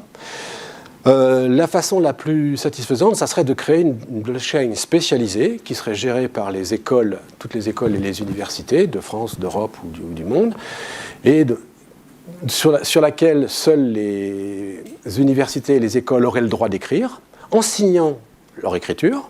En fait, ça serait l'attribution des diplômes. Bon, ça c'est une idée théorique, mais plutôt pour le futur. C'est pas ça qui est mis en œuvre. Ce qui a été mis en œuvre en particulier par l'école supérieure des ingénieurs de Léonard de Vinci, je crois que c'est en 2016, ça a été réalisé, c'est un système à base d'empreintes sur la blockchain du Bitcoin. Bon. Donc je ne décris pas le détail, mais pour attester d'un diplôme, il faut quand même en avoir gardé la copie, indiquer l'empreinte d'un fichier qui est par exemple le fichier du diplôme lui-même. Enfin bon, ça revient à ça. On va attester l'existence du diplôme qui va avoir été déposé par l'école d'une manière indirecte en présentant son diplôme et en permettant à celui à qui on veut prouver qu'il existe de calculer l'empreinte de ce fichier-là. Bon, un petit peu plus compliqué que ce que je dis. Le MIT, en 2017, a développé aussi une application sur la même idée, avec la blockchain du Bitcoin, toujours elle, c'est un peu étonnant, moi je suis un peu étonné de ça, mais c'est le cas, mais en mettant au point une application qui fait que l'utilisation de cette certification, cette vérification des diplômes est rendue beaucoup plus facile que le système qui est utilisé, autant que j'ai pu le comprendre, mais j'attends des confirmations, par l'école de Léonard de Vinci. Donc voilà, ça c'est des idées sur la certification de diplôme. Je veux parler, et je vais en parler que 5 minutes, et puis il va falloir que je m'arrête, parce que sinon il n'y aura pas de place pour les questions. Je vais parler des smart contracts parce que c'est une idée qui est importante, et en particulier dans le domaine de l'assurance. Alors, quand on manipule des bitcoins, on peut faire des transactions, et le type de transaction le plus simple, c'est une transaction de type je détiens un compte A et je veux envoyer 10 bitcoins sur le compte B. Transaction basique. Bon, on peut faire des choses un peu plus compliquées, parce que le protocole Bitcoin le permet. On peut faire des transactions qui vont nécessiter plusieurs signatures. Et on peut faire des choses encore un peu plus compliquées qui vont dépendre d'une date atteinte ou pas, etc. Et l'idée de faire des transactions comme ça qui soient un peu plus compliquées, qui soient conditionnelles, qui soient pourquoi pas insérées dans un algorithme plus compliqué qui fait des choses, qui fait des choses éventuellement très, très compliquées, mais en particulier qui aboutit à des transactions, c'est l'idée à l'origine d'Ethereum. Donc c'est une blockchain qui permet de manipuler des Ethers et qui permet de faire bien d'autres choses, et en particulier de déposer des programmes, qu'on appelle des smart contracts, c'est pas un très bon terme, mais on va dire des programmes plus simplement, sur cette blockchain qui vont s'exécuter automatiquement. Quand le programme est déposé sur la blockchain de l'Ether, il va s'exécuter sans que celui qui l'a déposé ait la possibilité de le modifier, du moins de manière directe. Il en perd en quelque sorte le contrôle. Ces contrats vont pouvoir gérer de l'argent, en recevoir et en dépenser. Et en particulier, alors je vais évoquer cette idée-là parce qu'elle est déjà mise en œuvre, on va pouvoir concevoir des contrats d'assurance automatique. Quand vous assurez, vous avez un problème, en général, c'est que vous n'êtes pas sûr que le jour où vous allez avoir un accident, l'assureur ne va pas trouver une bonne raison de ne pas vous payer ce qu'il vous doit. Voilà. Donc, quelque chose qui rassurerait le client, et puis peut-être mettrait les choses plus au clair dans les rapports entre les assureurs et leurs clients, c'est qu'il y ait des procédures automatiques d'exécution des contrats quand il se produit certains événements. Alors c'est évidemment pas envisageable avec tous les contrats, mais par exemple pour les contrats concernant des problèmes météorologiques, pour les gens qui veulent assurer une vigne ou contre le gel, etc., on peut imaginer des choses automatisées.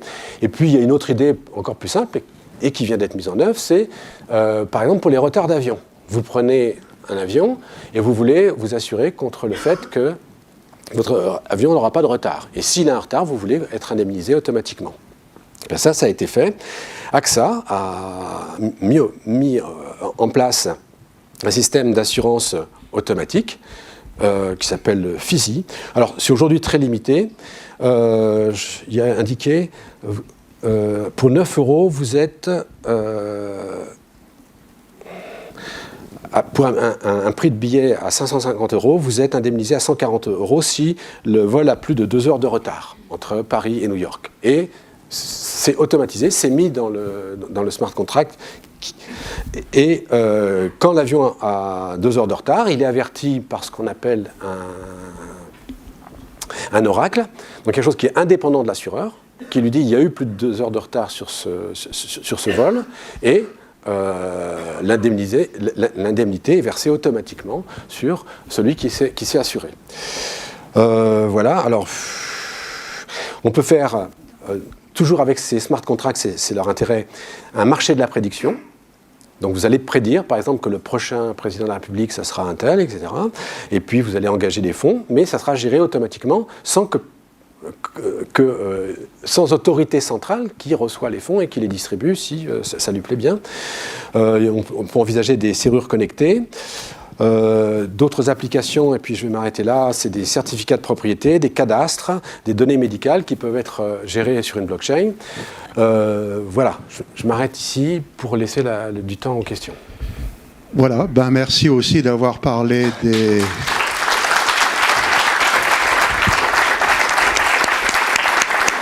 de l'école d'ingénieur Léonard de Vinci qui gère ses diplômes dans les blockchains.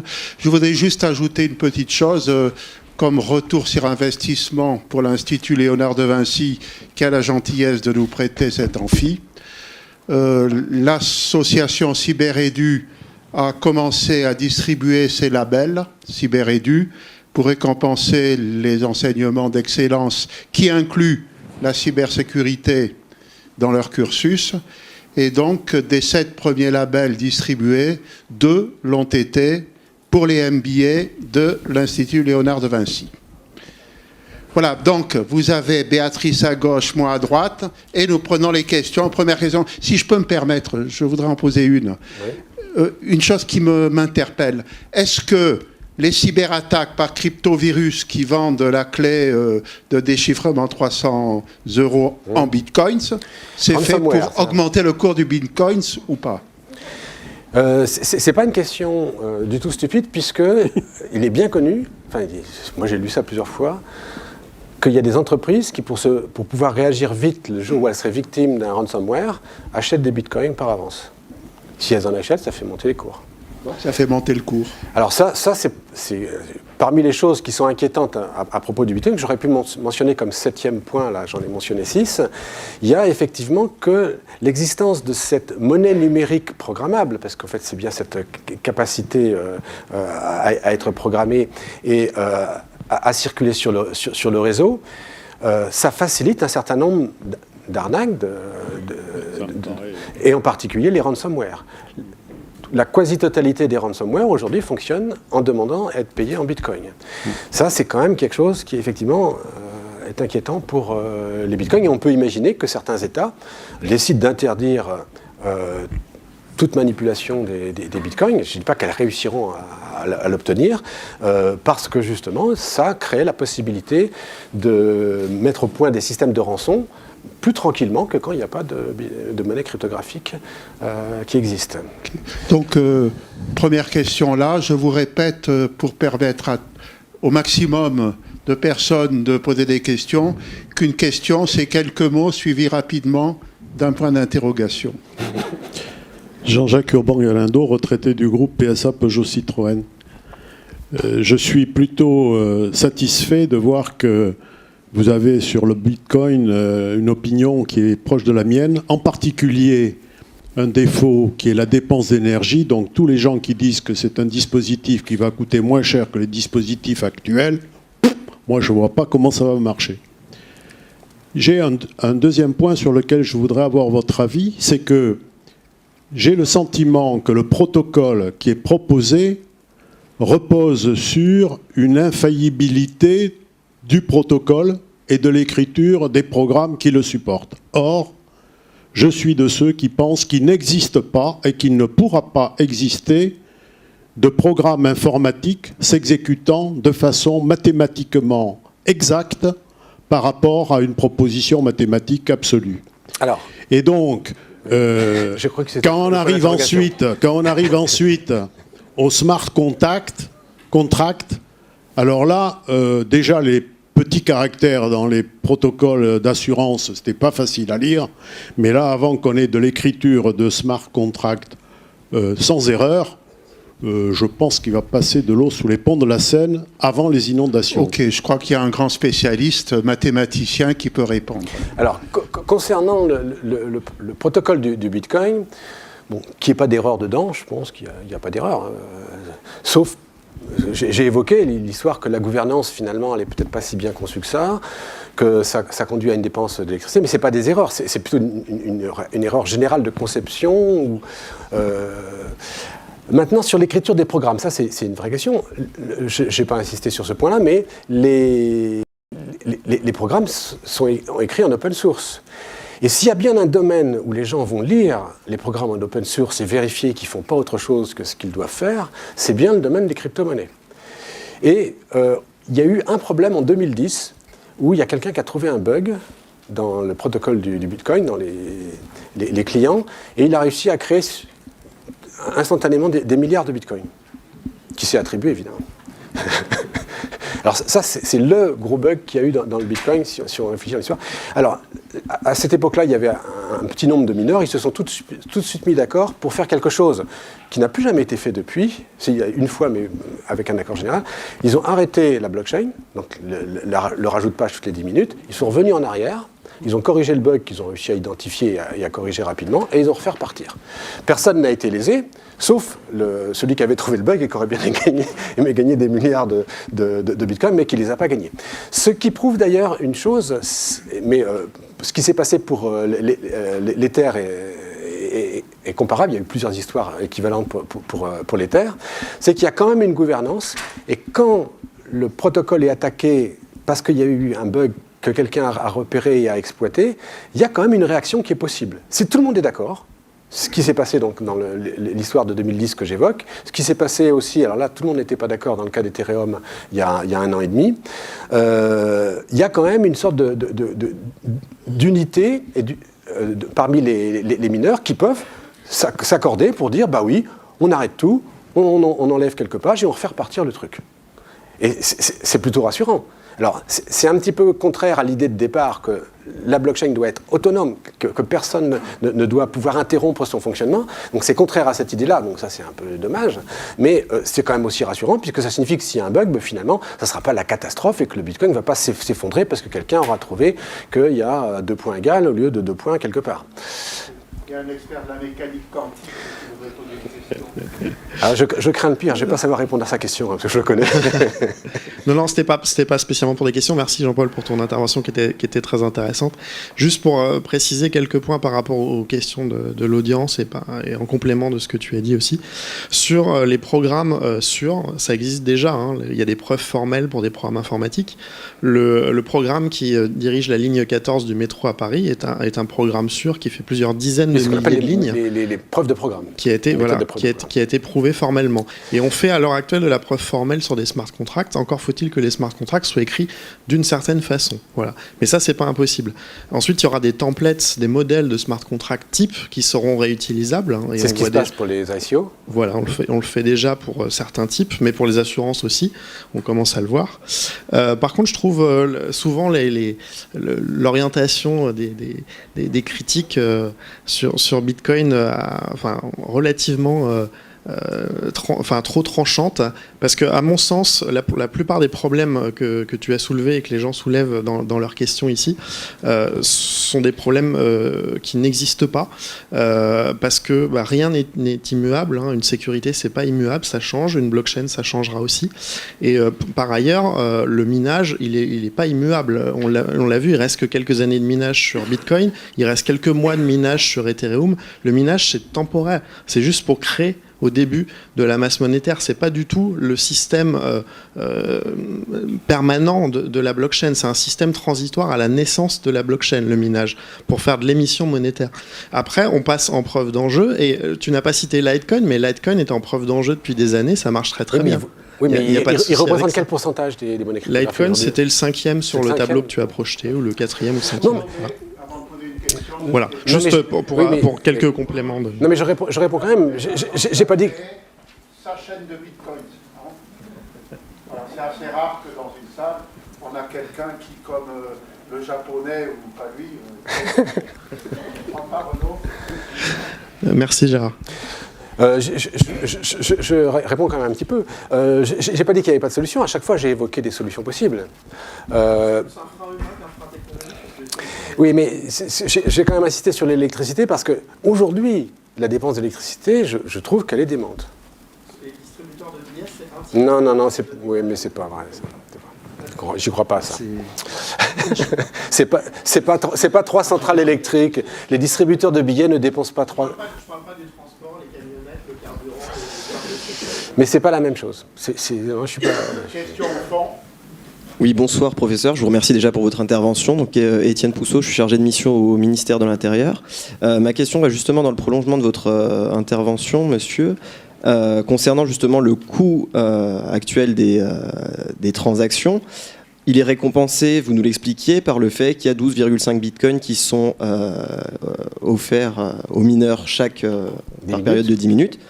Lorsqu'on va arriver au bout de ce système-là et qu'il n'y aura plus de distribution de Bitcoin toutes les 10 minutes, quel sera l'intérêt pour les mineurs de mettre toutes ces ressources au service de la communauté, au service de la blockchain, pour finalement ne pas avoir ou avoir très peu de retour sur investissement? Est-ce qu'il n'y a pas un moment donné où finalement on va arriver au bout de ce système et il faudra recommencer une nouvelle chaîne pour que c'est un intérêt pour les mineurs? La réponse, je ne vais pas insister dessus, c'est les commissions.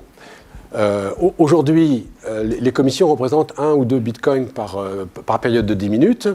Elles peuvent augmenter si le nombre de gens qui utilisent le bitcoin, si la taille des pages quand même augmente, ça semble quand même inévitable, et que chacun met une petite commission, les mineurs auront intérêt à miner, donc à continuer à surveiller, à faire fonctionner, parce qu'ils toucheront les commissions. C'est l'idée de Satoshi Nakamoto. L'idée, je fais décroître l'émission toutes les 10 minutes, donc tous les 4 ans c'est divisé par 2, mais il reste les commissions qui à la fin justifieront parfaitement que des acteurs participent à la gestion, à la surveillance de la blockchain. Je signale aussi quelque chose, c'est dans le cas d'Ethereum, il n'y a pas de baisse de l'émission. Alors ça c'est quelque chose qui est assez intéressant et j'ai l'impression que Satoshi Nakamoto s'est trompé là-dessus. Mais alors quand je dis ça, il y a toujours des gens qui me disent non, c'est toi qui as tort, tu comprends rien. Voilà. L'idée de Satoshi Nakamoto, c'était de pouvoir dire il y en aura 21 millions, il n'y en aura pas plus. Donc ça rassure tout le monde, voilà, il ne pourrait pas y avoir de planche à billets, il n'y aura pas d'inflation créée par la création de nouveaux bitcoins massivement tout d'un coup parce que quelqu'un le déciderait. Dans le cas de l'Ether, il y a un certain nombre d'Ethers, je ne connais pas le nombre exact, qui sont créés, c'est d'ailleurs pas toutes les 10 minutes, c'est tous les 15 secondes ou les 10 secondes, et il n'est pas prévu qu'il y ait de baisse. Et alors ça, c'est à mon avis aussi bien que ce qui se passe pour le bitcoin, parce que si ce qui soucie les gens, c'est le fait que d'émettre de nouvelles unités, ça crée de l'inflation. Oui, c'est ce qui se passe et c'est comme ça qu'il y a des monnaies qui peuvent avoir une inflation de 100% par an ou de 100% par an. C'est parce que la banque centrale, elle imprime. Bon, donc, si à un moment donné on cesse d'en émettre, c'est sûr, cette planche à billets n'existera pas. Mais dans le cas de l'Ether, elle n'existe pas non plus, puisque la proportion d'Ether qui vont être créés chaque année,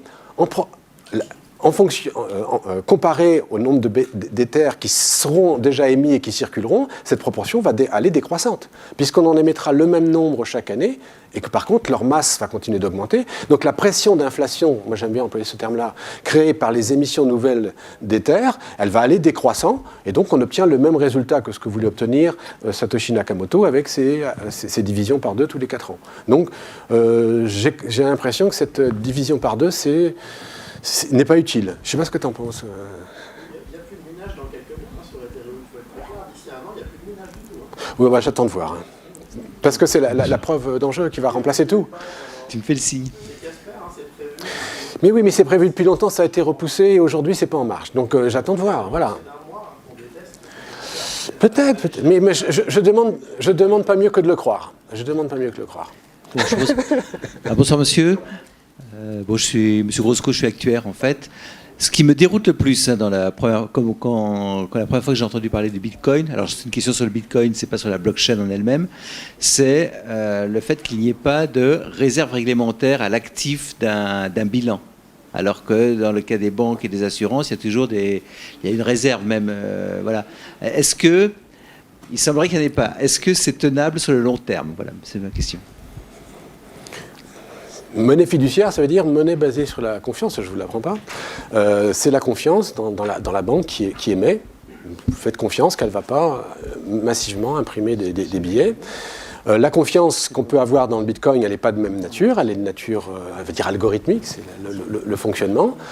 À partir du moment où tout le monde est d'accord sur le cahier de compte, c'est ça qu'il faut comprendre. Si tout le monde est d'accord sur le cahier de compte, si le cahier de compte est infalsifiable, donc le compte A, il détient 10, le compte B, il détient 5, etc. Qu'on ne peut vraiment pas y toucher, qu'il y a 5000 nœuds ou plus qui vérifient qu'on ne va pas pouvoir modifier ça, ces objets qui sont purement abstraits, je suis bien d'accord, qui sont purement numériques, ils deviennent réels comme des pièces métalliques. Moi, c'est ça mon interprétation, et donc je ne vois pas de problème à ce qu'on attribue de la valeur à ces objets qui sont purement numériques, oui, mais qui finalement existent avec une telle force à cause du réseau de plus de 5000 nœuds qui gardent la blockchain, qui font qu'on ne peut pas changer et que vous ne pourrez pas déplacer artificiellement un bitcoin du compte A vers le compte B si le détenteur du compte A n'est pas d'accord. Il y a une sorte de robustesse, de dureté, enfin, je dirais, de ces objets numériques qui est au moins aussi bonne que des pièces de monnaie métalliques. Voilà, c'est le consensus de valeur, sur le consensus de contenu des comptes, qui est tellement fort et qui est tellement verrouillé que finalement ces objets finissent par exister comme si c'était des objets matériels, voire plus. S'il vous plaît, oui. Une petite précision, vous avez parlé d'horodatage tout à l'heure. Comment la blockchain peut assurer l'horodatage? Parce qu'en fait, j'imagine qu'il y a un seul nœud qui enregistre la date. Enfin, je ne sais pas comment ça fonctionne. L'horodatage n'est pas très précis, hein, puisque c'est en gros avec un pas de temps de 10 minutes. Mais voilà, donc quand quelque chose... Alors, il faut que la transaction, par exemple, auquel vous avez associé un message et que vous voulez mettre sur la blockchain pour eurodater ce message, cette empreinte, par exemple, d'un fichier que vous voulez, donc vous voulez prouver l'existence à telle date, il faut qu'elle ait suffisamment une commission suffisante associée pour qu'elle soit effectivement choisie par le mineur qui va créer la page et qu'il la mette sur la blockchain. Mais une fois qu'il l'a mise sur la blockchain, cette transaction y est, je dirais, pour l'éternité. En particulier, qui va pouvoir décider entre guillemets, mais qui pourra influer sur la date de redatage. Oui. Donc est-ce qu'on peut dire qu'elle est vraiment fiable de ce point de vue-là, la date de redatage? Elle n'est pas très précise, c'est ce que je dis. Mais bon, pour un brevet, à une journée près... Oui, je travaille à l'INPI d'ailleurs. Donc à une journée près, c'est pas très important. Et même si elle est rajoutée 3 jours après, d'accord, vous pourrez attester que vous disposiez du fichier que 3 jours plus tard, peut-être. D'accord, mais est-ce qu'on pourrait imaginer une malversation liée au fait qu'un nœud particulier pourrait décider d'enregistrer? Si on prend l'exemple du brevet, mais c'était pas vraiment ça mon idée. Est-ce qu'un nœud en particulier pourrait décider d'imposer un eurodatage qui l'arrange lui? Parce que là, j'ai l'impression qu'on n'est pas dans le mécanisme de sécurité globale de la blockchain. Non, un nœud, d'abord, faut qu'il gagne. Comme la concurrence entre les nœuds est très importante, il n'est pas du tout assuré de gagner. Mais admettons, on peut très bien imaginer, pour une période de 10 minutes, qu'un nœud gagne et il dit « ouais, celle-là, je ne la mets pas. Cette transaction, je ne la mets pas parce qu'il ne veut pas la mettre. » Ça, il a la latitude de ne pas mettre une transaction. Donc, il va retarder.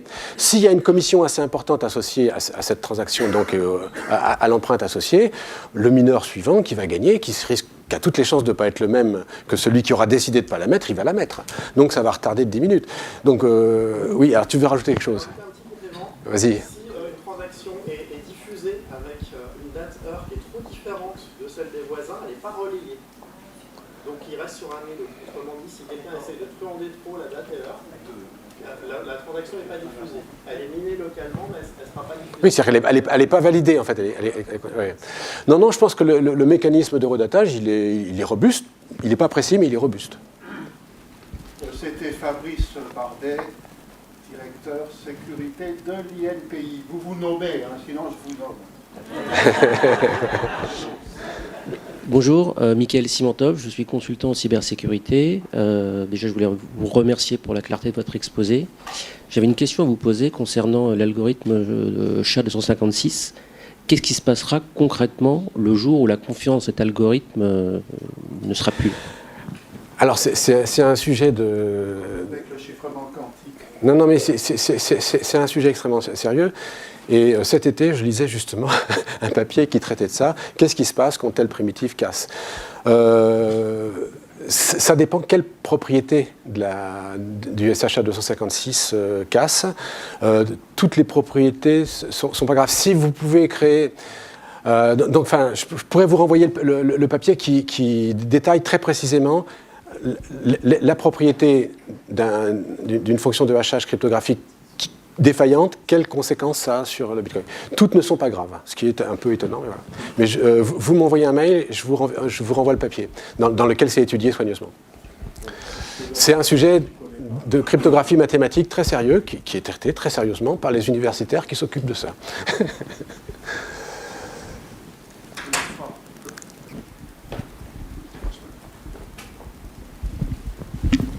Bonsoir, Marc Cohen, je suis consultant chez Atos. Je voulais savoir en fait, parce que vous expliquiez que 80% du minage était généré par la Chine. Ouais. Donc grosso modo, c'est quand même eux qui pilotent, qui font générer l'augmentation progressive du cours du Bitcoin, et qu'à terme, ça pourrait rivaliser. Non, c'est pas eux qui achètent et qui vendent et qui font le cours. Le cours du Bitcoin, il est déterminé par les plateformes d'échange. Il y a des gens qui veulent vendre à tel prix, des gens qui veulent acheter. Toutes les plateformes, comme pour les actions, ça se passe pas en Chine. Les 80% que je mentionnais, c'est les 80% de puissance de calcul du SHA 256, qui fait qu'il y a 80% des bitcoins émis qui vont effectivement se retrouver en Chine. Mais le cours, lui, il est déterminé par la rencontre entre une offre et une demande. Mais disons la Chine aspire quand même potentiellement une grosse partie des bitcoins. Oui, mais il y en a beaucoup qui avaient été émis avant que la Chine s'en occupe, donc il y en a beaucoup qui sont à l'extérieur, il y en a peut-être beaucoup qui passent à l'extérieur discrètement. Donc je ne suis pas sûr que sur le cours du Bitcoin, la Chine étant Parce qu'elle a quand même la puissance de calcul est détenue par la Chine. Oui, la puissance de calcul pour miner, c'est-à-dire pour se faire attribuer les 12,5. Les nouveaux Bitcoins qui sont créés vont majoritairement en Chine. Ça, c'est vrai. Donc si par exemple, eux en détiennent un maximum et qu'ils refusent, qu'ils les détiennent sans vouloir les échanger ou les revendre, ça va quand même... D'abord, c'est pas le cas, parce que les gens... sur Internet, vous trouvez des films très bien sur les usines de minage, y compris en Chine, et ils ont un coût de fonctionnement qui n'est pas du tout négligeable. Donc il faut qu'ils payent ce coût de fonctionnement, et pour payer ce coût de fonctionnement, ils vendent leur Bitcoin en partie, évidemment. Est-ce qu'il n'y aurait pas à terme possibilité que la Chine fasse augmenter, par ses interventions, par rapport au dollar, et vienne couler à ce moment-là le dollar à terme, hein. Non, moi je ne crois pas. Ce qui peut se produire avec la puissance de calcul, c'est qu'il y ait des décisions qui soient imposées, alors c'est la science-fiction, hein, qui soient imposées par le gouvernement chinois sur des modifications du protocole que le gouvernement chinois arrive à imposer. Mais je sais pas, je pense qu'il y aurait des réactions. Alors ce qui se passe avec le Bitcoin Cash est assez intéressant quand même, parce que donc c'est la même chose que le Bitcoin, sauf c'est des pages de 8 mégas au lieu d'1 méga. Je pense que si tout d'un coup, il y avait beaucoup de doutes sur la volonté du gouvernement chinois de truquer des choses concernant le Bitcoin, il pourrait y avoir une part importante de la puissance de calcul. Oui, mais enfin non, ce que je dis, c'est pas vrai. Parce que la puissance de calcul pourrait très bien se reporter sur le Bitcoin Cash aussi vite. Donc la puissance qui est détenue en termes de pouvoir de décision sur l'évolution des protocoles, elle est détenue aujourd'hui en partie importante par la Chine. Et malheureusement, c'est un problème, effectivement, si le gouvernement chinois voulait l'utiliser. Je pense qu'il ne l'utilise pas pour l'instant. Ça pourrait se voir, on pourrait le soupçonner. Je pense qu'il ne l'utilise pas, mais moi, je trouve que c'est quelque chose qui est inquiétant. Qu'est-ce que tu en penses ? Oui, ici, bonsoir, Franck Normamode, je suis néophyte en blockchain et Bitcoin.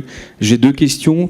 Vous avez parlé de gouvernance. Ouais. Qui gère cette gouvernance ? Est-ce que c'est géré un peu comme les monnaies par des banques centrales ou des gouvernements ou autres ? Et question 2, est-ce qu'il y a, pour l'échange, que vous avez parlé effectivement qu'il y a des transactions, est-ce que donc effectivement il y a un genre de bourse ou quelque chose de cette nature ? Il y a des dizaines et des dizaines de bourses où vous présentez avec des euros et vous obtenez des bitcoins en échange. Il y en a en France. Les bourses... en général, vous demandent votre identité. Donc, vous n'êtes pas anonyme quand vous échangez des euros en bitcoin ou l'inverse. Vous ne pouvez pas être anonyme. Mais maintenant, il y a des bourses clandestines. Voilà, il y a des gens qui sont en prison à cause de ça. Donc, pour ce qui est des échanges, demain, vous pouvez ouvrir un compte, donner 1 000 euros donner 1 000 euros et obtenir en échange des bitcoins que vous allez recevoir sur votre compte personnel que vous gérez. Ça, il n'y a pas de problème. Concernant la gouvernance, alors la gouvernance, ça, c'est une sorte de majorité qui s'applique quand quelqu'un veut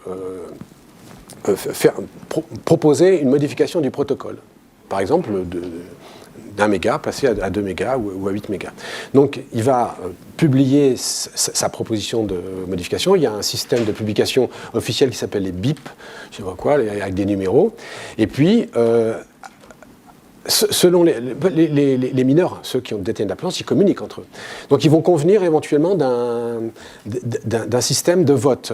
Le système de vote, ça va consister qu'à chaque fois que quelqu'un mine une page, il va indiquer dans les 80 caractères disponibles s'il vote pour la proposition ou contre. Et puis, au bout d'un certain nombre de pages, on fera un bilan et on aura une sensibilité, on pourra mesurer la sensibilité des gens qui détiennent la puissance de minage à cette proposition.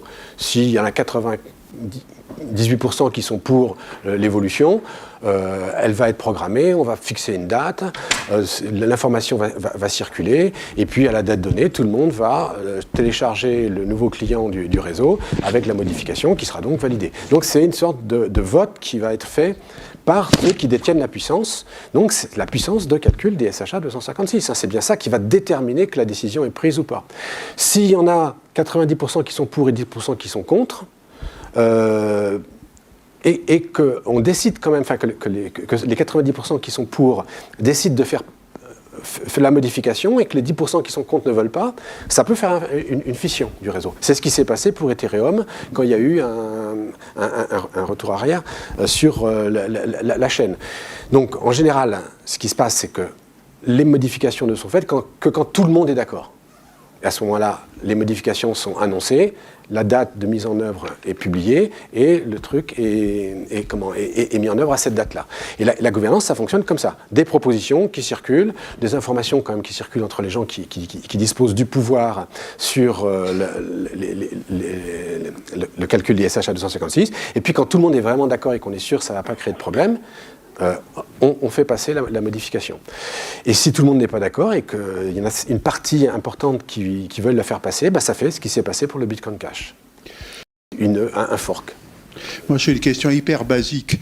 Je vais acheter 1 milliardième de Bitcoins. Pas les moyens de plus. 1 milliardième ? Non. J'ai besoin de télécharger sur mon smartphone un porte-monnaie virtuel. Oui. Alors la question, c'est où je le trouve ? Des fois que ça vous tapez wallet Bitcoin ou porte-monnaie, à mon avis Bitcoin ça doit marcher aussi, vous allez avoir toutes sortes de sites qui vont se proposer, mais aussi des sites qui évaluent les divers porte-monnaies qui sont disponibles et vous allez choisir en fonction des informations que vous allez voir. Donc là, vous partez à la chasse aux informations et puis plutôt en allant voir d'abord un site qui compare les diverses porte-monnaies, vous allez en choisir un, puis après vous irez sur le site de celui qui émet le porte-monnaie, vous le prendrez gratuitement ou vous l'achèterez, ça dépend des cas, vous achèterez éventuellement une clé pour le sécuriser s'il faut. Il y a une société française qui s'appelle Ledger qui fait ça très bien. Il y en a une autre qui s'appelle Electrum qui fait ça aussi très bien. J'envoie des euros par ma carte de paiement et je reçois des bitcoins. Alors ça c'est autre chose. Il y a deux étapes. Si vous voulez avoir sur votre smartphone des bitcoins, vous allez d'abord télécharger un porte-monnaie numérique. Donc, j'ai indiqué le procédé. Ensuite, il va falloir obtenir des bitcoins. Ça, c'est une seconde chose. Le porte-monnaie numérique, il vous permet de créer des comptes. 1, 2, 10, voilà, vous pouvez créer des comptes. Il y a des porte-monnaies qui vous créent automatiquement 20 comptes d'un coup, voilà.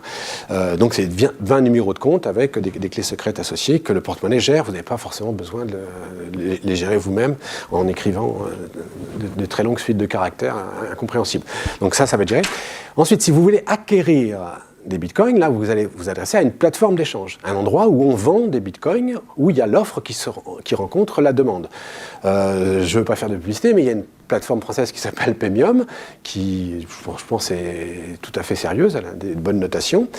Vous allez prendre contact avec elle, elle va vous demander des pièces d'identité pour vous ouvrir un compte, et vous allez ouvrir un compte, et à ce moment-là, vous pourrez lui envoyer par carte bleue, je pense qu'elle accepte les paiements par carte bleue, des euros, et elle vous renverra des bitcoins. Alors, il y a deux façons de le faire. Soit elle va les garder et gérer elle-même les bitcoins sur un compte qui sera à votre nom, comme une banque qui gère un coffre. À ce moment-là, si elle fait faillite, vous perdrez vos bitcoins. C'est ce qui s'est passé pour la fameuse plateforme d'échange qui s'appelle Mt. Gox, où des gens ont perdu beaucoup d'argent parce qu'ils avaient laissé leurs bitcoins sur Mt. Gox, sur la plateforme d'échange. Ou bien vous n'avez pas confiance dans cette plateforme, et donc à ce moment-là, vous les rapatriez. À ce moment-là, vous les rapatrierez sur votre compte, sur les comptes que vous aurez ouverts avec votre porte-monnaie, et à ce moment-là, c'est vous qui en serez responsable. Si vous faites voler si vous perdez votre portefeuille, vous perdez la clé, etc., il n'y aura aucun recours. Si on se fait chiffrer son portefeuille, Par une attaque, on ne peut plus acheter des bitcoins pour... Non, mais aujourd'hui, les porte-monnaies sont bien conçus pour que leur utilisation soit simple et qu'on ne se fasse pas avoir trop bêtement en perdant la clé, etc. Donc, voilà, donc les progrès qu'il y a eu, ça fait quand même 9 ans bientôt que le Bitcoin existe, ont en particulier porté sur la facilité et la sécurité d'utilisation des porte-monnaies. Aujourd'hui, je pense que n'importe qui peut gérer un porte-monnaie en faisant un tout petit peu attention à ce qu'il fait et il ne perdra rien du tout. Voilà, donc, et puis s'il n'a pas confiance, il peut laisser ses bitcoins chez Paymium ou ailleurs. Hein.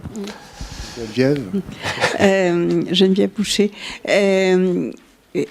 Moi, j'avais des bitcoins sur mon téléphone avec les codes dans des post-it. On m'a volé le téléphone. Et donc, les bitcoins sont perdus pour tout le monde. Voilà. Ils sont perdus pour tout le monde. Sauf si celui qui vous a volé le téléphone... Non, il ne pourra pas, non. Ah non, mais bon, c'est pour ça que c'était juste une anecdote que je voulais raconter.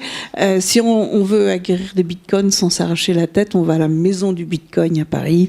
Ils s'occupent de tout et voilà. Bon, mais c'est pas si compliqué que ça. Alors, je voulais juste vous interpeller parce que l'autre jour, il y a une semaine à peu près, on m'a montré une carte Visa. Qui gère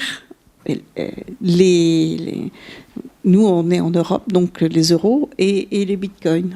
Oui, c'est une carte, j'ai entendu parler de cette carte, oui. Ouais. Mais ça m'a beaucoup surpris. Je cherche des infos, mais j'en ai pas pour l'instant. Si. Alors il a quelque chose à...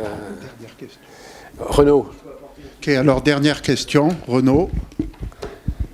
Oui, il existe plusieurs sociétés, effectivement, qui vous permettent, d'une part, de gérer votre portefeuille Bitcoin sur votre téléphone, mais aussi de vous fournir une carte Visa ou Mastercard que vous pouvez utiliser chez tous les commerçants. Et soit ça fait à la volée la conversion en euros pour que le commerçant soit payé, donc c'est à la volée, soit c'est du prépayé, auquel cas vous alimentez de temps en temps en Bitcoin votre compte, c'est converti en euros et ça vous fait une réserve d'euros que vous pouvez utiliser chez le commerçant. Dans tous les cas, c'est des cartes prépayées avec une vérification systématique, mais soit la conversion se fait à la volée, soit vous faites du prépayé, vous alimentez de temps en temps, vous rechargez votre carte. Il y a plusieurs sociétés qui le font, il y a 1% environ de commission sur la plupart des cartes. Donc ça pose la question, pourquoi je vais payer en Bitcoin alors que mon salaire est versé en euros? Il y a plein d'intérêts, parce que déjà si vous avez, je ne sais pas, acheté 10 ou 100 euros de Bitcoin il y a quelques années, vous êtes quand même relativement riche maintenant, donc vous pouvez en profiter pour vous faire des sorties resto ou loisirs, ou acheter du multimédia ou ce que vous voulez dans des boutiques en ligne, vous pouvez le faire avec votre carte Bitcoin. Voilà, c'est très simple. Tant que je dépense la plus-value que j'ai obtenue... C'est très simple à utiliser, ça vous évite de passer par des places d'échange, C'est ce qu'on appelle de l'enrichissement sans cause. Hein. Je me suis enrichi, j'ai rien foutu. Voilà. Donc tant que je dépose... Mais après, en régime de croisière, évidemment, ça bute sur cette réalité. Pourquoi je vais aller acheter en Bitcoin alors que mon revenu, alors là, pour le coup, j'ai travaillé pour il y a des commerçants que ça intéresse d'être payés en Bitcoin. Ouais.